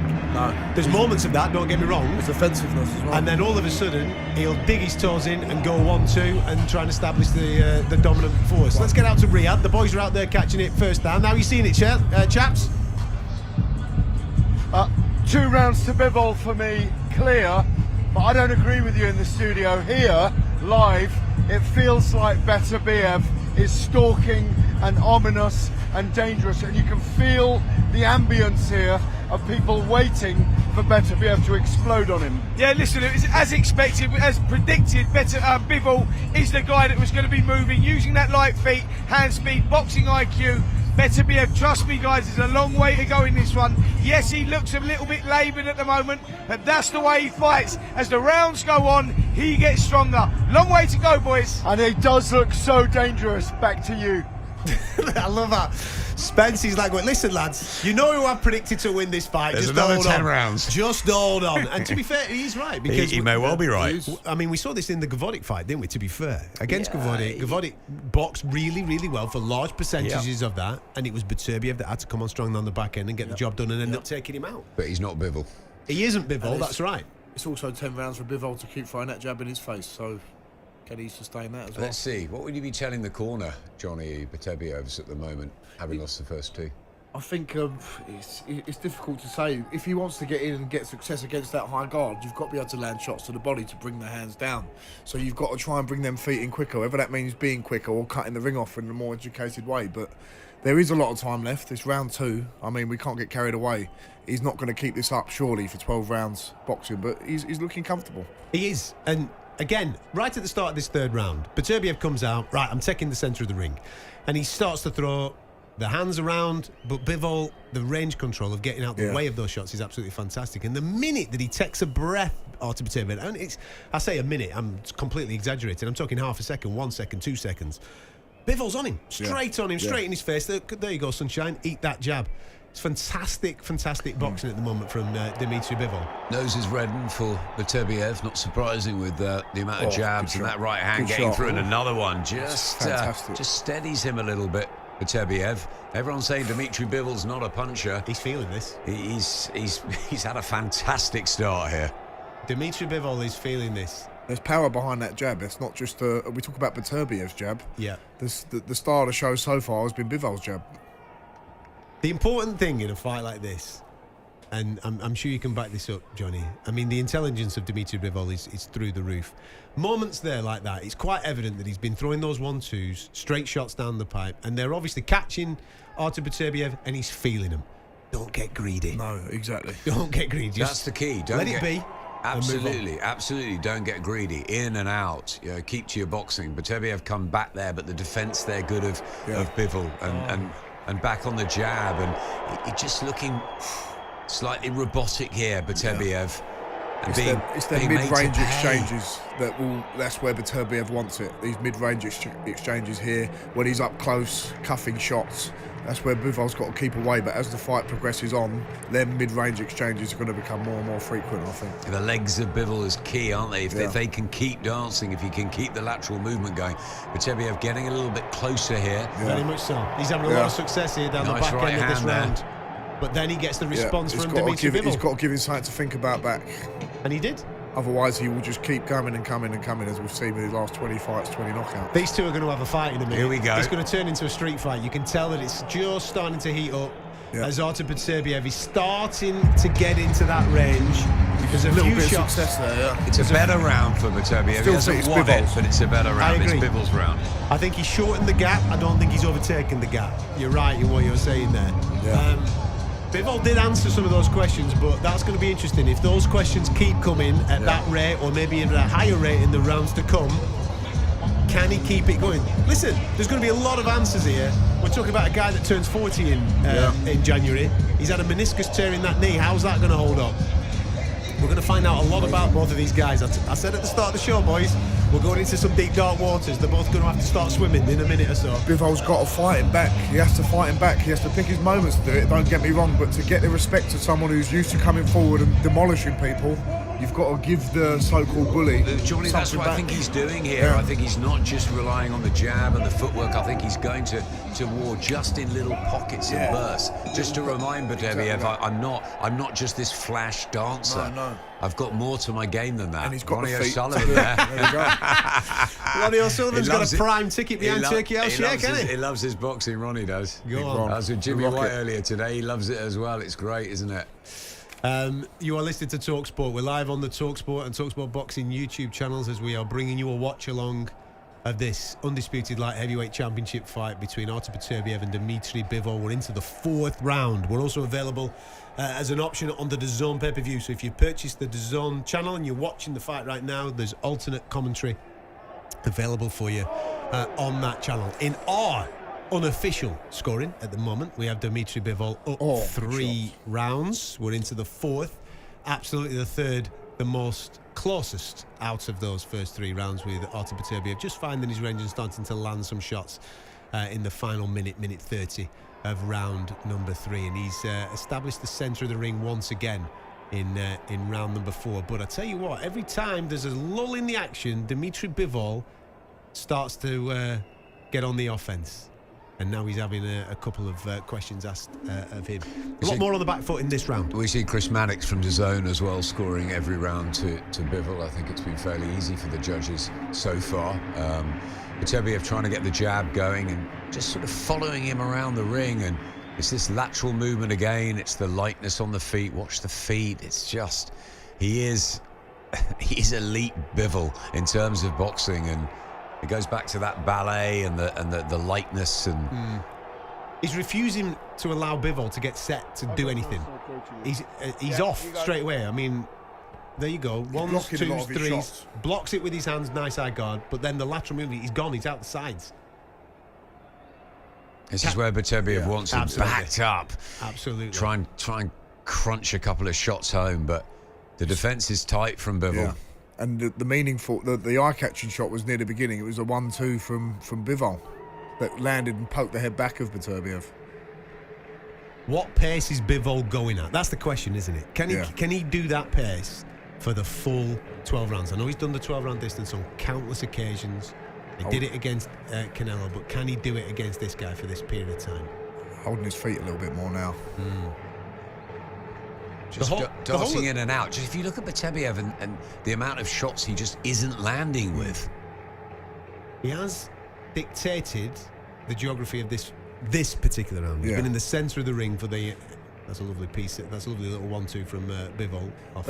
How do you score it? Do you score the guy who's throwing more shots? No, and it's clean, effective work, isn't it? Yeah. You want clean, effective work is what you want. It doesn't matter where you are, I suppose, but it's the clean, effective work that you want. And this one's, I think, quite a tough round to to score. That's quite... You can score on Beterbiev's aggression there, but again, for me, the cleaner shots are from Bivol. The cleanest combination I saw came from Bivol, and probably the only one. I'd agree with what you boys are saying. Let's get out to Riyadh, Saudi Arabia, where Gareth A Davies and Spencer Oliver are in the thick of this, boys. I bet you the atmosphere is electric where you gentlemen are. Yeah, people are kicking their legs during the rounds and they're enjoying the action. It's very intense here. 3 rounds to 1 or 4 rounds to 0 to Bivol for me at the moment. But Beterbiev is walking him down. The fight is going to type. It's what we expected. How much is Bivol using up to win these rounds and be on his bike? This is exactly what it is. We expected this Beterbiev to come from behind late, but he's making Bivol work very, very hard at the moment. Stalking forward, making him work at every moment. For a light heavyweight, that's difficult to do. There's still a lot left, a lot of twists and turns left in this contest. Spencer Oliver and Gareth A Davies keeping you across it out in Riyadh, Saudi Arabia. It is a tight fight. That round was incredibly tight. I'm scoring it on Boxing News, and I'm just looking at the others on there. Rob Tebbett has it 38-38, a draw so far. Ben Faruqi has Bivol up. I have Bivol up. Sean Brown, Ryan Elliott have Bivol up by a couple. So, yeah, I think the first two definitively. A third and fourth harder to score. It's what you like, really. It could be 3-1, it could be 4-0, I think. But I think 4-0. 4-0 for Johnny. Yeah. For me, when it comes down to the clean, effective work, who's landing and having the most amount of effect on the other guy? Don't get me wrong, Artur Beterbiev has had some effect on Dmitry Bivol, but I just think he's been cuter, sharper through those fourth rounds. That fourth round is, I think it's up in the air. You can argue, I think, the other way if you really must. But I think we're all in cahoots here that Dmitry Bivol, at this stage, at 4 rounds completed, is up in this fight. You can argue pressure from Beterbiev, but scoring shots, landing on gloves and shoulders is not a scoring shot. So exactly. I mean, the defence is. So don't get me wrong. Getting whacked like that, it's still going to have an effect. It's going to hurt, but it's not in the scoring zone. It's not hitting him in those scoring zones. This is captivating, boys, isn't it? Yeah, it is. You cannot take your eyes off it. It's just so intriguing, isn't it? I'm fascinated now with the battle for the centre of the ring, of which Beterbiev seems to have taken control of over the last 2 rounds in particular. And I don't know whether that is a conceding from Bivol, where he's just gone, okay, go on then, you can have that for a bit whilst I get on my bike and dance, and we'll do this on the back foot. But in those first 3 rounds in particular, good job. That was beautiful. Lovely long right arm, wasn't it? Nice shot from Bivol, just planting his feet a little bit more, and Beterbiev backed up. That's not where he wants to be, Artur. He needs to be doing this, coming forward, taking that middle of the ring and trying to hammer out some of these hooks. He's got to make a dent on Bivol. Yeah. He's got to make him think, hasn't he? And at the moment, that was a lovely block. If that had landed, we could have been in some nice little bits of business there. But it does look like it's going to start heating up. That's a lovely job. Nice from Beterbiev. Really nice. Yeah, this is much better. This little section here. He seems to have got into some type of rhythm now, Beterbiev, isn't he? It's the first body shot I've seen him throw for a very long time. Totally saw that as well, Johnny. The body shot as well. This is his best round so far. Yeah, I think he's winning this round. If you listen to us on talkSPORT, we are available on the talkSPORT and talkSPORT Boxing YouTube channels. Make sure you like and subscribe there. All the fallout to this will be available to you on those channels throughout the course of the week. And of course, I've no doubt Mr. Jordan and Mr. White will be having a little bit of a chat about this on their show, as well as the breakfast show as well, when we get to Monday. For me, boys, I think Beterbiev's on the board here. Absolutely. I think he takes that 5th round, definitely. And if he took round number 4 as well, we're incredibly close. It may even just be 3-2 or 4-1 in favour of Dmitry Bivol, but much better from Artur Beterbiev there in the 5th stanza. Physicality at the end, right on the bell as well. He almost manhandled him, didn't he? And then that might be very telling. He's got a long way to go, Dmitry Bivol. Is Spencer Oliver going to be right that it was Bivol early and then he just runs out of steam and Beterbiev comes on? It's really fascinating. You go back to Usyk and Fury and how Usyk had that great early start, and Tyson had sort of 4-7 where he totally dominated, and it looked like Alexander was really tired, and then he came back and got another win and came again down the stretch. And it could be a fight like that. It could be a real fight like that. Just looking at a few of the highlights there. Don't get me wrong, Dmitry Bivol does land in that round and he has moderate success, but just the more impactful, effective work seemed to be coming from Artur Beterbiev, who, right at the start of the sixth, just dances straight to the centre of the ring. He says, right, come on, I'm standing here, sunshine, let's have it. When you combine that pressure with clean punching at the same time, I think to the judges, that's more eye-catching than if you're landing on the outside of the ring, trying a pot shot. You know? Yeah, absolutely. It's the first round that you could conclusively say that is an Artur Beterbiev round. I know there's an argument for the round previous that it could be him, but he seems to have just now managed to figure it out a little bit, and he's starting to attack that body. He's starting to attack that body, of which he's inevitably going to put the water in the basement and maybe slow down Dmitry Bivol. Scorecard on the screen that has just come up from the television broadcaster that we are working alongside, has it 3-2 in favour of Bivol. So for the first 3 rounds, they've given it to Dmitry Bivol, and they did sway towards Beterbiev in the fourth and absolutely in the fifth. So their scorecard is 48-47 in favour of Dmitry Bivol as it stands right now. We are in the 6th round of this light heavyweight contest, live on talkSPORT. You are listening to the watch along. I'm Adam Catterall, Adam Smith with me, as is Johnny Fisher. Over in Saudi Arabia, it's Gareth A Davies and Spencer Oliver. We'll be getting their take on it in a minute, but it does feel like there's a slight momentum shift in this fight. Early doors it was Bivol, and it seems like Beterbiev's just got a little bit of a foothold, even though there's a bit of a standoff in this particular round, having a little bit of a look at each other. Right hand from Bivol there. The scorecards are going to be very interesting. Chris Mannix has it 3-2 to Bivol, and as I said on the Boxing News app, there's a wave of opinion. A couple have Beterbiev up by a round. So as Beterbiev comes on really strong, and this is what he does. He walks you down, and he is clever too, attacking the body. Certainly the volume now and the confidence with Beterbiev is there to see. There's a lot of it being caught, but it's definitely having some type of effect because he is on his bike, he's Bivol here, and that's going to take up some serious cardio to be able to maintain this through the second half of this fight. It's still draining that tank. All them body shots, the ones on the ribs, the ones on the gloves, they still drain that tank.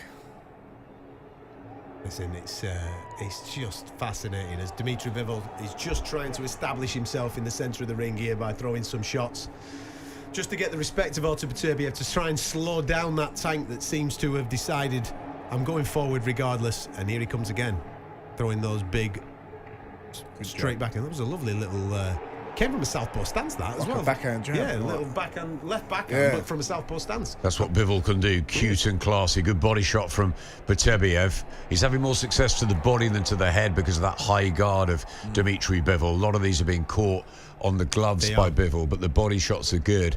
This is another close round. Yeah, I'm not sure how to score this one. I think I'll go with Beterbiev.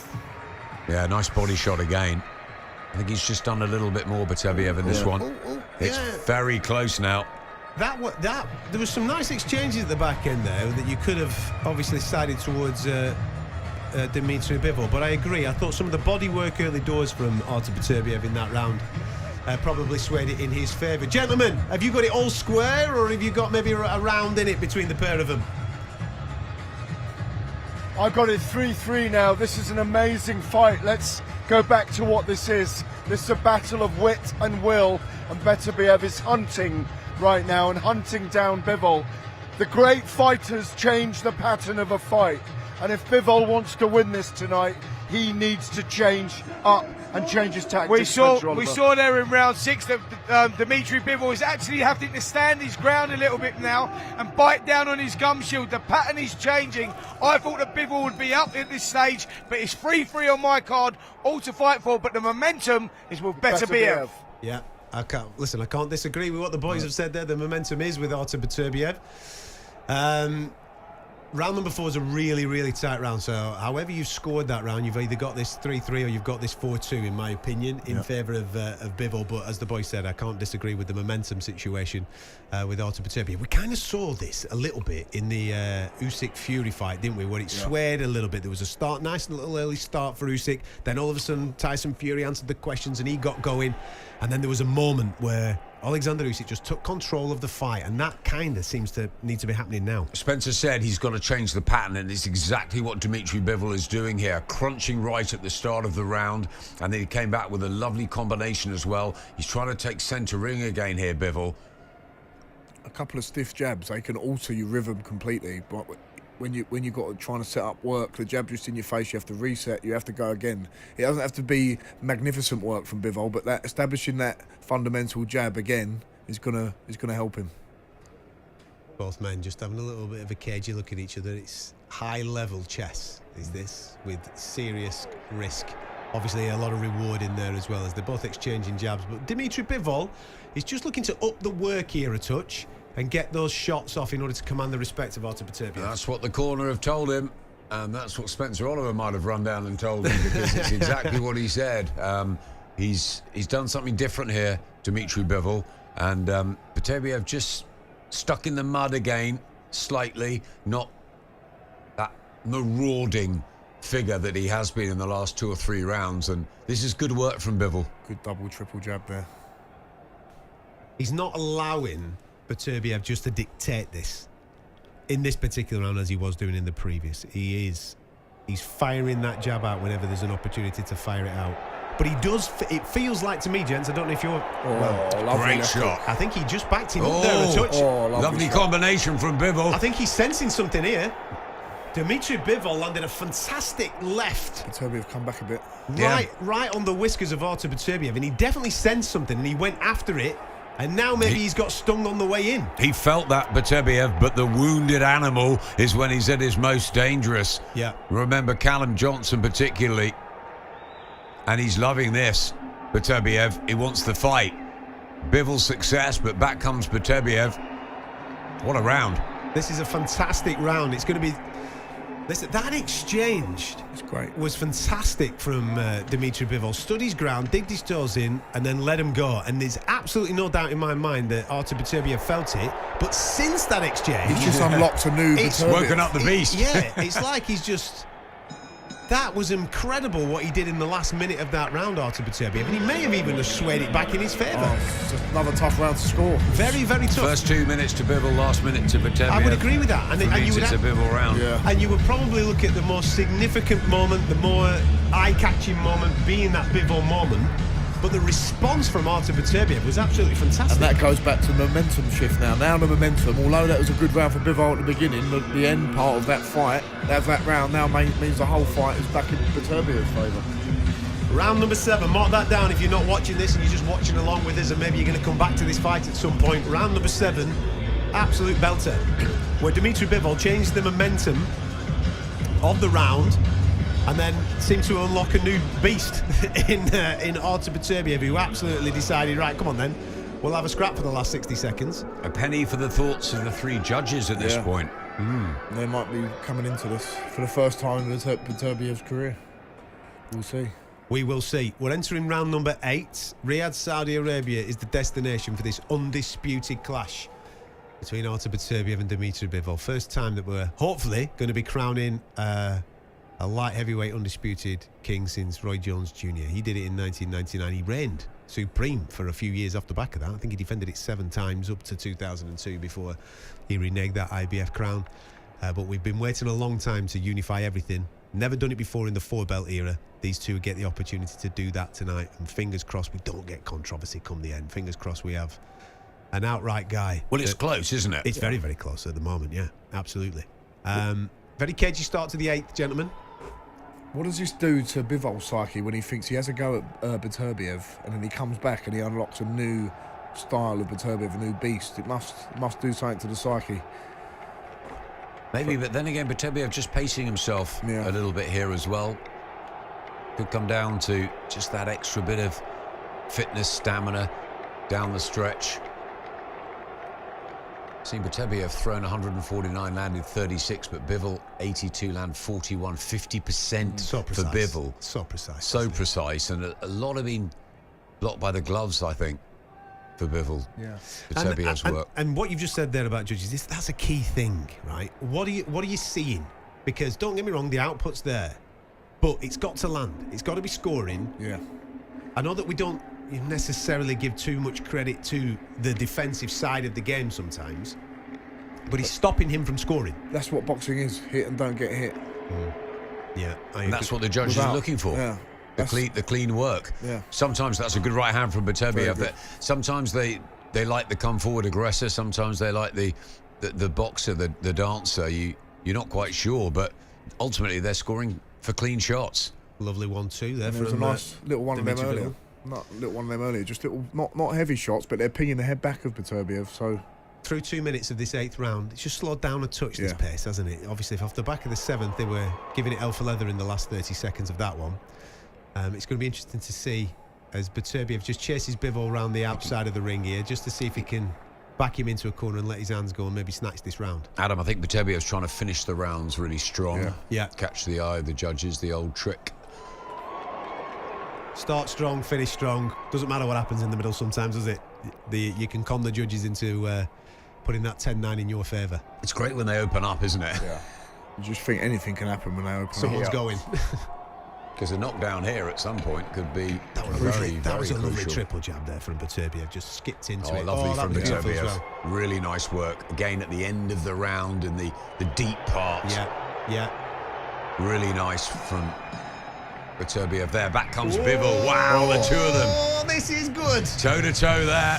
Some of that caught on the forearms there of Beterbiev, but there was a lot that got thrown towards Artur Beterbiev. Let's get back out to Riyadh, Saudi Arabia. The boys are in the mix. Go on, fellas. Talk me through that round number 8. Well, I've got Beterbiev up now 5-3. I think he's very strong. There were rallies from Bivol, but he's getting hit to the body, Bivol, quite a lot. I think the tensile strength is just starting to leave him. The dominance is with Beterbiev. He's an extraordinary athlete for 39 years age, isn't he? He really is. You know, this one now, to me, is a 4-round fight. 4 rounds left. This can be won and lost in these last 4 rounds. Beterbiev looking the stronger of the two. But just when you think he's getting on top, Bivol comes back and does what he does best. All to fight for here in these last 4 rounds. There you go. That's what the boys are seeing and feeling inside the arena. I'm slightly different. I'm the other way around. I'm 5-3 the other way at the moment in favour of Bivol. It's an incredibly close fight. I wouldn't be surprised if people have got this 4 apiece, as Spencer was alluding to there, going into round number 9. I've seen a couple on the Boxing News experts have Bivol up. 3 have Beterbiev up, a couple by 3 rounds Beterbiev up. So it is subjective. It is sometimes what you like and what you feel. And I don't know. And maybe what I you got to feel bet on. Bivol's slightly ahead for me. What do you think? I've got Bivol up 2 or 3. 5-3. I've got it 5-3 at the moment. You can see why other people go for Beterbiev as well. It's, as Adam said, a subjective way of... You can look at it in a subjective way. A big finish from either one in these last 4 rounds is what's going to set it apart. It's very fine lines in every single round. It's little moments. Because they're that good and they've got that respect for each absolutely. other too, and they know they can't make mistakes. Absolutely. It's high-class chess. A knockdown is crucial. Crucial. Yeah. Good body shot from Bivol. We were talking about momentum, weren't we? When we were talking about changing, and throughout the course of a fight like this, you're never gonna have one guy just cruise without being asked a different question. You might be able to answer it relatively quick, like we saw with Terence Crawford against Errol Spence, but you're going to be asked questions along the way, and that momentum change is going to come along. We've seen that maybe 2 or 3 times in this particular fight, where Bivol started really well, Beterbiev then established himself, and I personally think Bivol now has just established a tiny little bit of a different rhythm compared to what we saw earlier in the fight. He's letting his hands go a little bit more, and he's establishing himself in the centre of the ring here, and he's making Artur Beterbiev think differently than when he was coming forward and having a lot of success through rounds 4, 5 and 6. Again, Spencer called it. He said it's about the pattern of the fight, who can change that. And now if this is a 4-round fight, Dmitry Bivol is in the ascendancy again, like he was in the opening couple of rounds. You know, Beterbiev coming back, but all of those on the gloves. Yeah, he's catching those. This is Bivol. Beautiful boxing here again. He looks fresh again. And he picks the right moment to move out. He negates all that power coming in. This is what Usyk did, didn't it? Back end of the Fury fight, he got that shots second there. wind. Hang on. Good shots there. Yeah. But he's just answered No, it. lovely combination. It's quite amazing. Just when you think the momentum He of a lands 8 round is going punches. the other way. Oh, he's really showing he's made a tough stuff as well, Yeah. Dmitry Bivol, because he's playing Beterbiev's game here. Beterbiev chasing him, stalking him round the ring. Is that the first time that these lads have clinched? I think it is, isn't it? That's the first time that they've Referees actually... had to do nothing. The referee just watches like we do. Isn't it wonderful? Tell you what, he's got easy money tonight as the referee. That for me is a Dmitry Bivol round. I thought he was absolutely fantastic there with his shot selection. That's a Bivol round. I've got Bivol 3 or 4 up. What have we got here now? I've got 6-3 in favour of Dmitry Bivol, and I'm sure there's people listening along to this, maybe on the Zone app, that are thinking, Catterall, you have absolutely no idea what you're watching, Sunshine. Listen, you're all welcome to get involved. Put your receipts online. Get yourself stuck in, and I'm just enjoying watching a fantastic fight, trying to score that clean, effective work, of which I think Dmitry Bivol is doing the more of it. And every single round, listen, there's definitely success in every single round for Artur Beterbiev. I just think out of the 9 that we've seen so far, in 6 of those rounds, Dmitry Bivol has been more successful.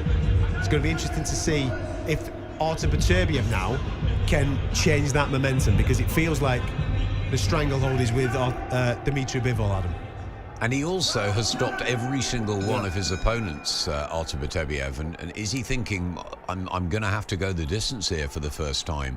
Is he ready for that? Or has he got a few tricks up his sleeve? Has he kept himself at a nice pace? Because he's definitely had success, even in the rounds he hasn't won. And he's coming now strong again. It's lovely to see. Dmitry Bivol, last round came out strong.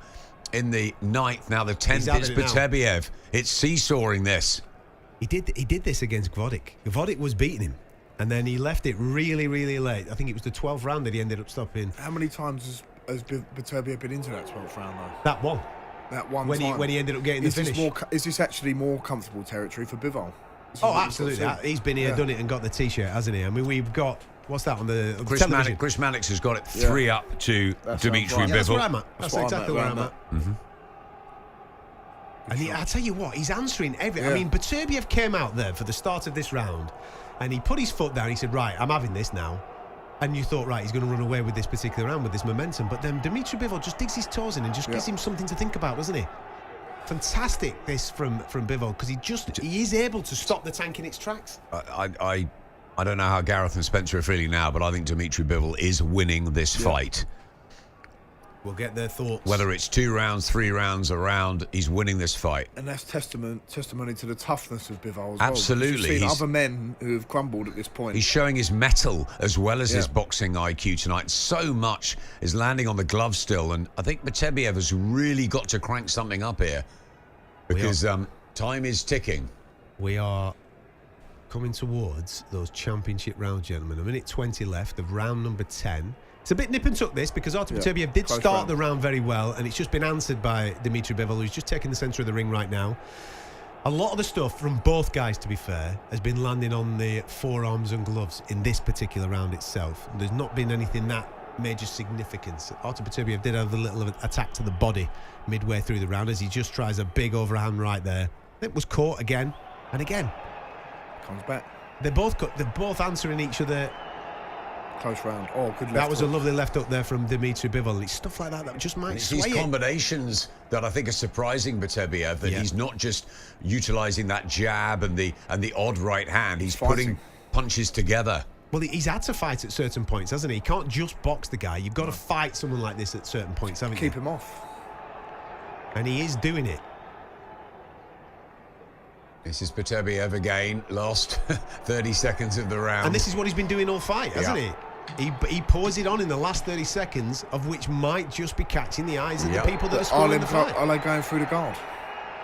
Are them shots going through? They're just, the pressure is enough. No, they're not. They're not. He is catching a lot of this, is Dmitry Bivol, but when you look at that from an aesthetic point of view, it looks like he's pressuring the fight. And he's throwing and he's landing. Suddenly he looks like he's on his toes and he's ready to go again. In a tight round like that might sway it. Yeah, but if you're looking at it, it's subjective, isn't it? Because you think, has that hit his head once? Yeah, I agree. Let's see what the boys are thinking out in Saudi Arabia. Gentlemen, we're into the championship rounds, 2 to go. Fantastic stuff. What a fight, Adam. I know what you're going to say there. And Johnny, for me, Bivol was very strong in the 9th. But that was I don't agree with you where you saw that round. The very strong Beterbiev round. I got him 6-4 up. It's so hard to. Some people will have Bivol up, but it's a really, really close fight for the last 2 rounds. Absolutely. Now. Listen, I've got this now a 2-round fight. I've got this 4 apiece going into these last 2 rounds. I thought Beterbiev done enough in that round. 5 apiece. And he's a master. He's a master of finishing the round strongly. And if it's a close round, that genuinely sways it. 4 apiece with 2 to go.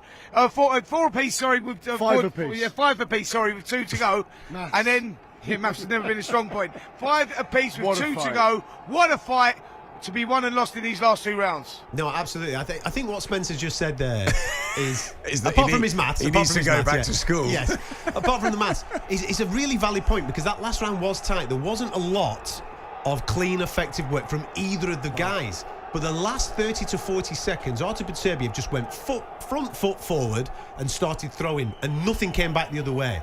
It was all caught on the hands, the gloves. The guard was really, really tight from Bivol. It was a brilliant defence, but the offence was absolutely Beterbiev, and that might just have swayed him that round. We know Chris Mannix has got Bivol up. Rob Tebbit, Ben Faruqi, Big Boxing News experts have it level. I've got him 2 up. Sean Brown has him 2 up. Ryan Elliott has him level. So it really is tight, and it's what you like. For me, Bivol has just done a little bit more. Is there damage there? Is there some blood there? Left eye. Good work from Beterbiev, and here. That's where he wants He still looks strong, doesn't he? Artur. That is not where you want to be with Beterbiev. Listen, I just hope that he's coming on strong now. He's Artur Beterbiev. He's throwing the kitchen sink at this because I think he knows. I think he knows that he's felt a little bit of what Dmitry Bivol has done. Oh, this is good from Beterbiev. This is really good. This is exactly where he wants to be. And for the second time in the fight, we're only in the 11th round, but for the second time in the fight, we've actually seen a clinch between both guys, and it was initiated there by Dmitry Bivol, who was just wanting to grab himself a little bit of a Great breather. body shots from Beterbiev. This is the best round I've seen in a while from Artur Beterbiev. Yeah, I agree. Oh, lovely jab there on the way out. He's Bivol. manhandling him. He's using his physical prowess, his fitness. Have you boys put a draw on this? And Because classy. I was just about to say that a friend of mine texted me earlier and said, it's such a good fight, it ends in a draw. Yeah, I can see this. I can see it being a draw. Because Artur Beterbiev has come on strong in the 11th round here. And you wouldn't argue, would you, really? Unless there's a knockdown not at all, now, if it was a draw. Because 2 or 3 or 4 of them rounds, I can see how someone could score it the other way like I've scored it. We were talking earlier on, round number 4 was an incredibly tight round. I went Bivol, but I've no problem with anybody going Artur Beterbiev on that particular round. And then if he's won this... This is the clearest round either way. This is the clearest round I've seen. Yeah. Oh, he looks really, really strong here. Is he roping Body up shot from Bivol, just hurt him as well. Oh, Artur Beterbiev, he's putting it on. There's about 15 seconds left of round number 11. And it's been pure Artur Beterbiev in round number 11. And then just as I said, that lovely little straight 1-2 from Dmitry Bivol. Massive round for Beterbiev. Very big. Going into the last one as well. Right, boys, What a final round it's going to be. I'm 6-5 in favour of Dmitry Bivol at the moment, gentlemen, with 1 round, 3 minutes to go. The conversations, I'm sure, are exactly the same in households all over the land. I'm sure it's like that ringside as well, out in Riyadh in Saudi Arabia. You are listening to talkSPORT. We are live on the talkSPORT and talkSPORT Boxing YouTube channel for this Beterbiev Bivol watch along on Fight Night. I'm Adam Catterall, Adam Smith with me, as is Johnny Fisher. Spencer Oliver and Gareth A Davies are out and about in Riyadh, and we'll be getting their thought process in a moment when this fight concludes in 3 minutes' time. It's been as captivating as we all anticipated it would be. It's been wonderful, hasn't it? It ebbs and flows, and the class and the different movements, and it's had a bit of everything. The quality jabs, the body shots, come forward aggression, meeting fire with fire. Even though there's not been a knockdown, even though there's not been that raw drama, it's been so intriguing. And whatever happens here, however close it is, they can dance again. Now, Artur has never needed the judges. He's got 3 minutes to make sure that continues. Chris Mannix has it Same around up as to me, yeah. Bivol. Exactly, I've got it. I've got it 106, 105, but one up to Bivol. Yeah, this is going to be close. I'm not going to be surprised if this is going to get called a draw, because Artur Beterbiev has come out like a man possessed. What have you got, Johnny? I've got it 2-up for Bivol, but that's subjective. You can easily be 2-up to Beterbiev. This is tight. As tight as you like it. This is tight. And it's Artur Beterbiev who is putting it on, very similar to what he did in round number 11.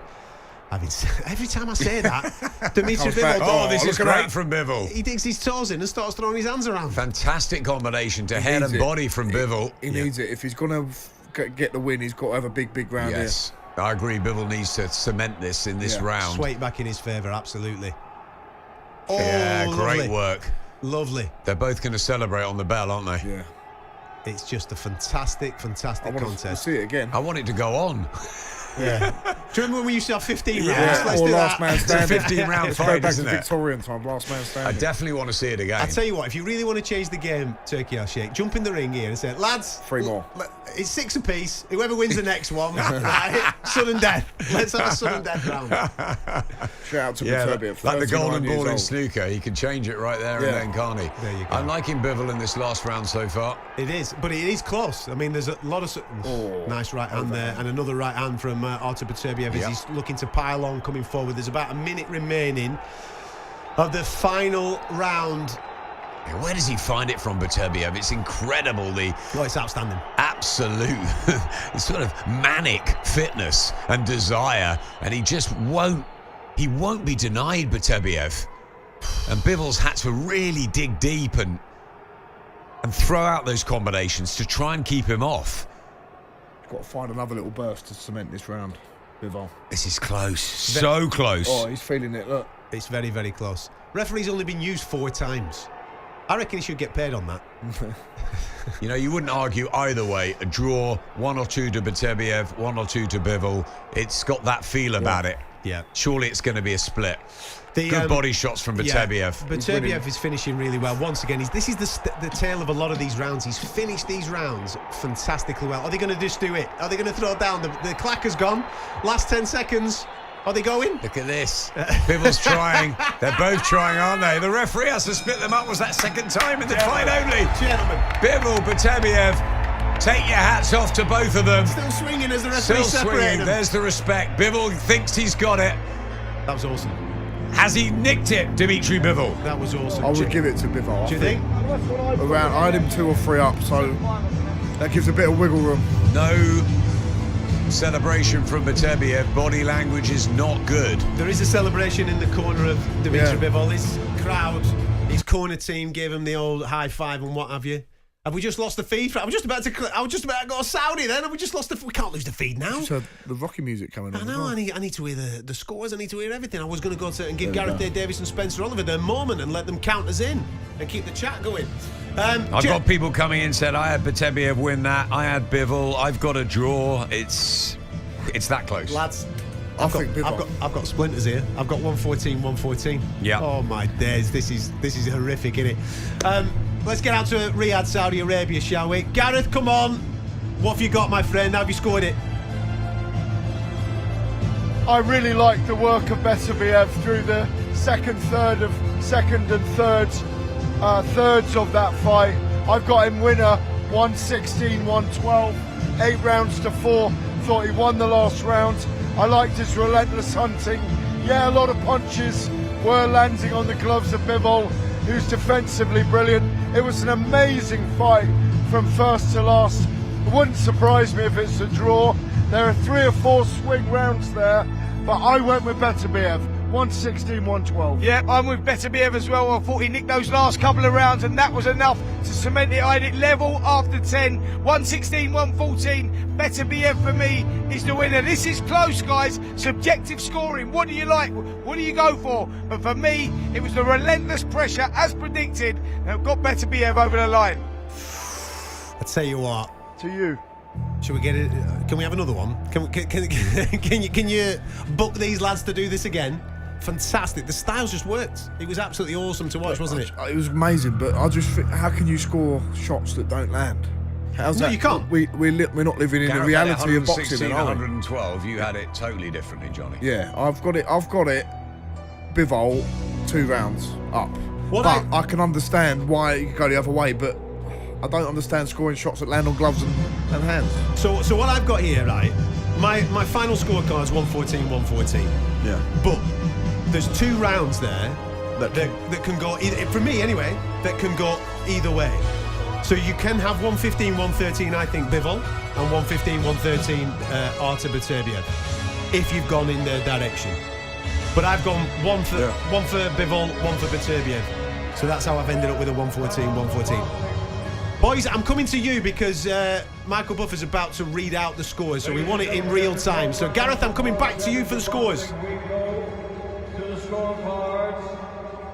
Unwell, Olivier, Panomo scores it 114-114. He has a lead and has a draw. So that's one draw. 114-114. Melvin scores it 115-113. Pavel Cardini scores it 116-112. So somebody's won it on a majority. To the winner by majority decision. Bivol. And now the unified undisputed world champion, Artur Beterbiev.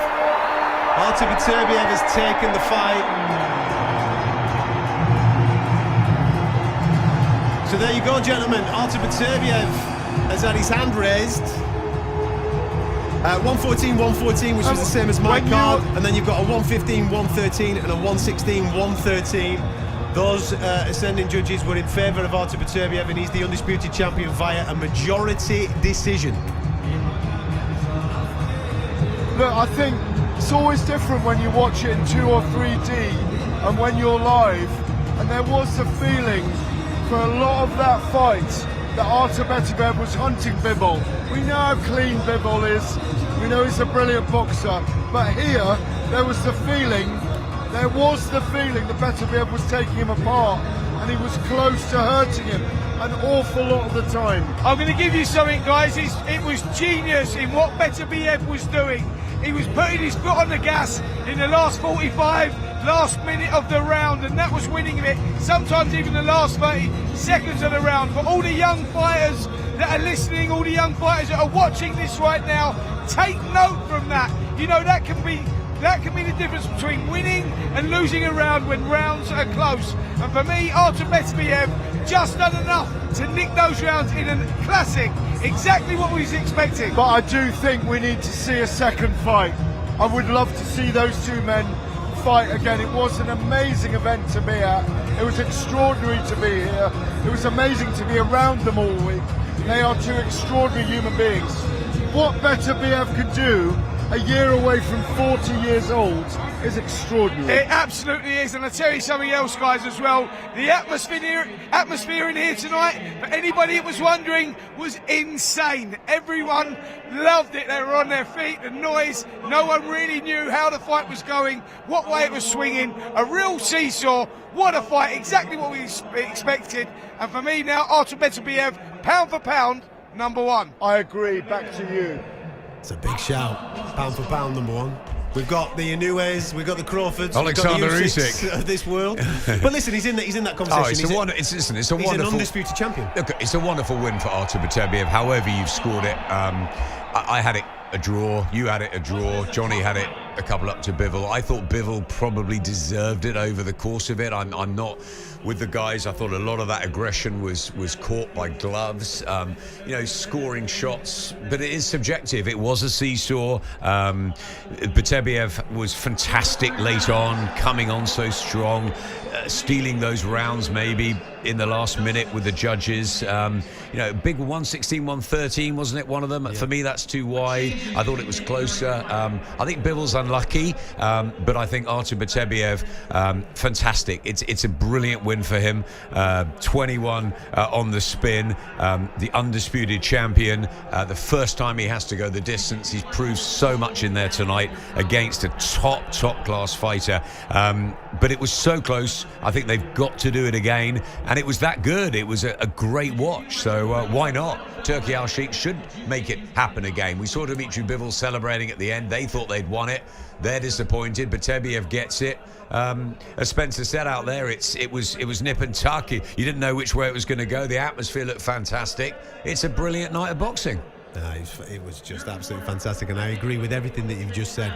Sometimes styles just work together. These two, we anticipated that it would work. It absolutely worked, and we're lucky because as we look around the light heavyweight division, it's not like we're sat here going, well, there's this guy waiting in the wings to be challenging one of those guys right now. There's a lot of contenders that should be fighting each other. Let them crack on.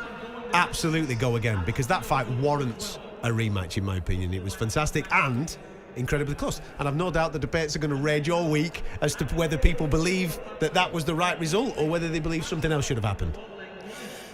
I just don't think you can't pressure someone in the final third of a football match and hit the post loads of times.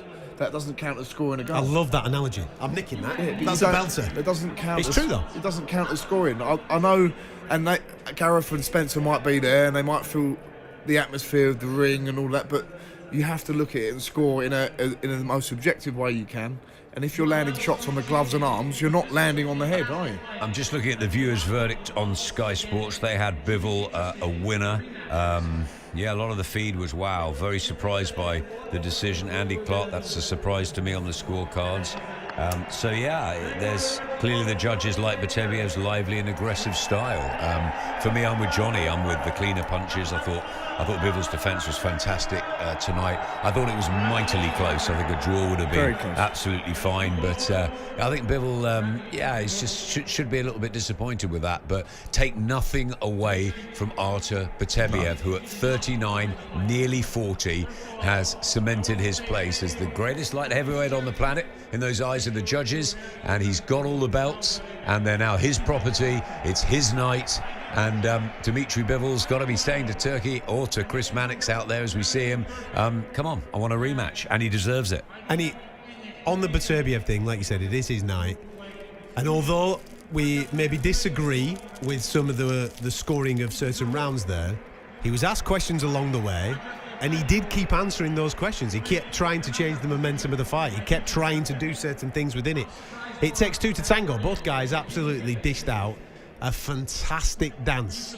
And I tell you what, boys, I'm going to go for a pint because I absolutely just need to take a little bit of a steam off that, because that was fantastic to watch. So Beterbiev said, when asked about a rematch, if His Excellency wants it, we'll do it. He wants it, trust me. Of course. We're going to ring him up on Monday morning. Breakfast show's ringing him up Monday morning. Get him on the dog. Come on, sunshine. Let's get that thing partying once again, because it was absolutely fantastic. Two elite pugilists doing the sport proud. It was absolutely fantastic. He was very respectful, Beterbiev, saying he was a little bit uncomfortable in there. It was a really tough fight. Dmitry has better skills than me, you know. So obviously he was. He knew it was a tough fight. Yeah. If this fight happens in 6 to 12 months down the line, when he's 40, 41, is it a different story? Might be. Well, I want to see it again. We've got to see it again. Yeah. Listen, gentlemen, thank you so much for your company. Absolute pleasure to be with you, calling through that and just enjoying one of the best fights that we've had in recent times. We've got another one coming up, of which you're going to be on the undercard of, which we're all extremely excited about as well. That's Riyadh season in December for Usyk Fury. And obviously, Johnny's going to be on there against Dave Allen too. There's a couple of others as well coming up just before it, as you mentioned before. Chris Billum-Smith getting a shot against Zerdo out in Saudi Arabia on that Latino night, which Oscar De La Hoya is involved with as well. Boxing's fantastic. It's absolutely flying. When you put the best guys in with the best guys, fantastic things happen. Long may it continue. Thank you very much for tuning in to Fight Night here on talkSPORT.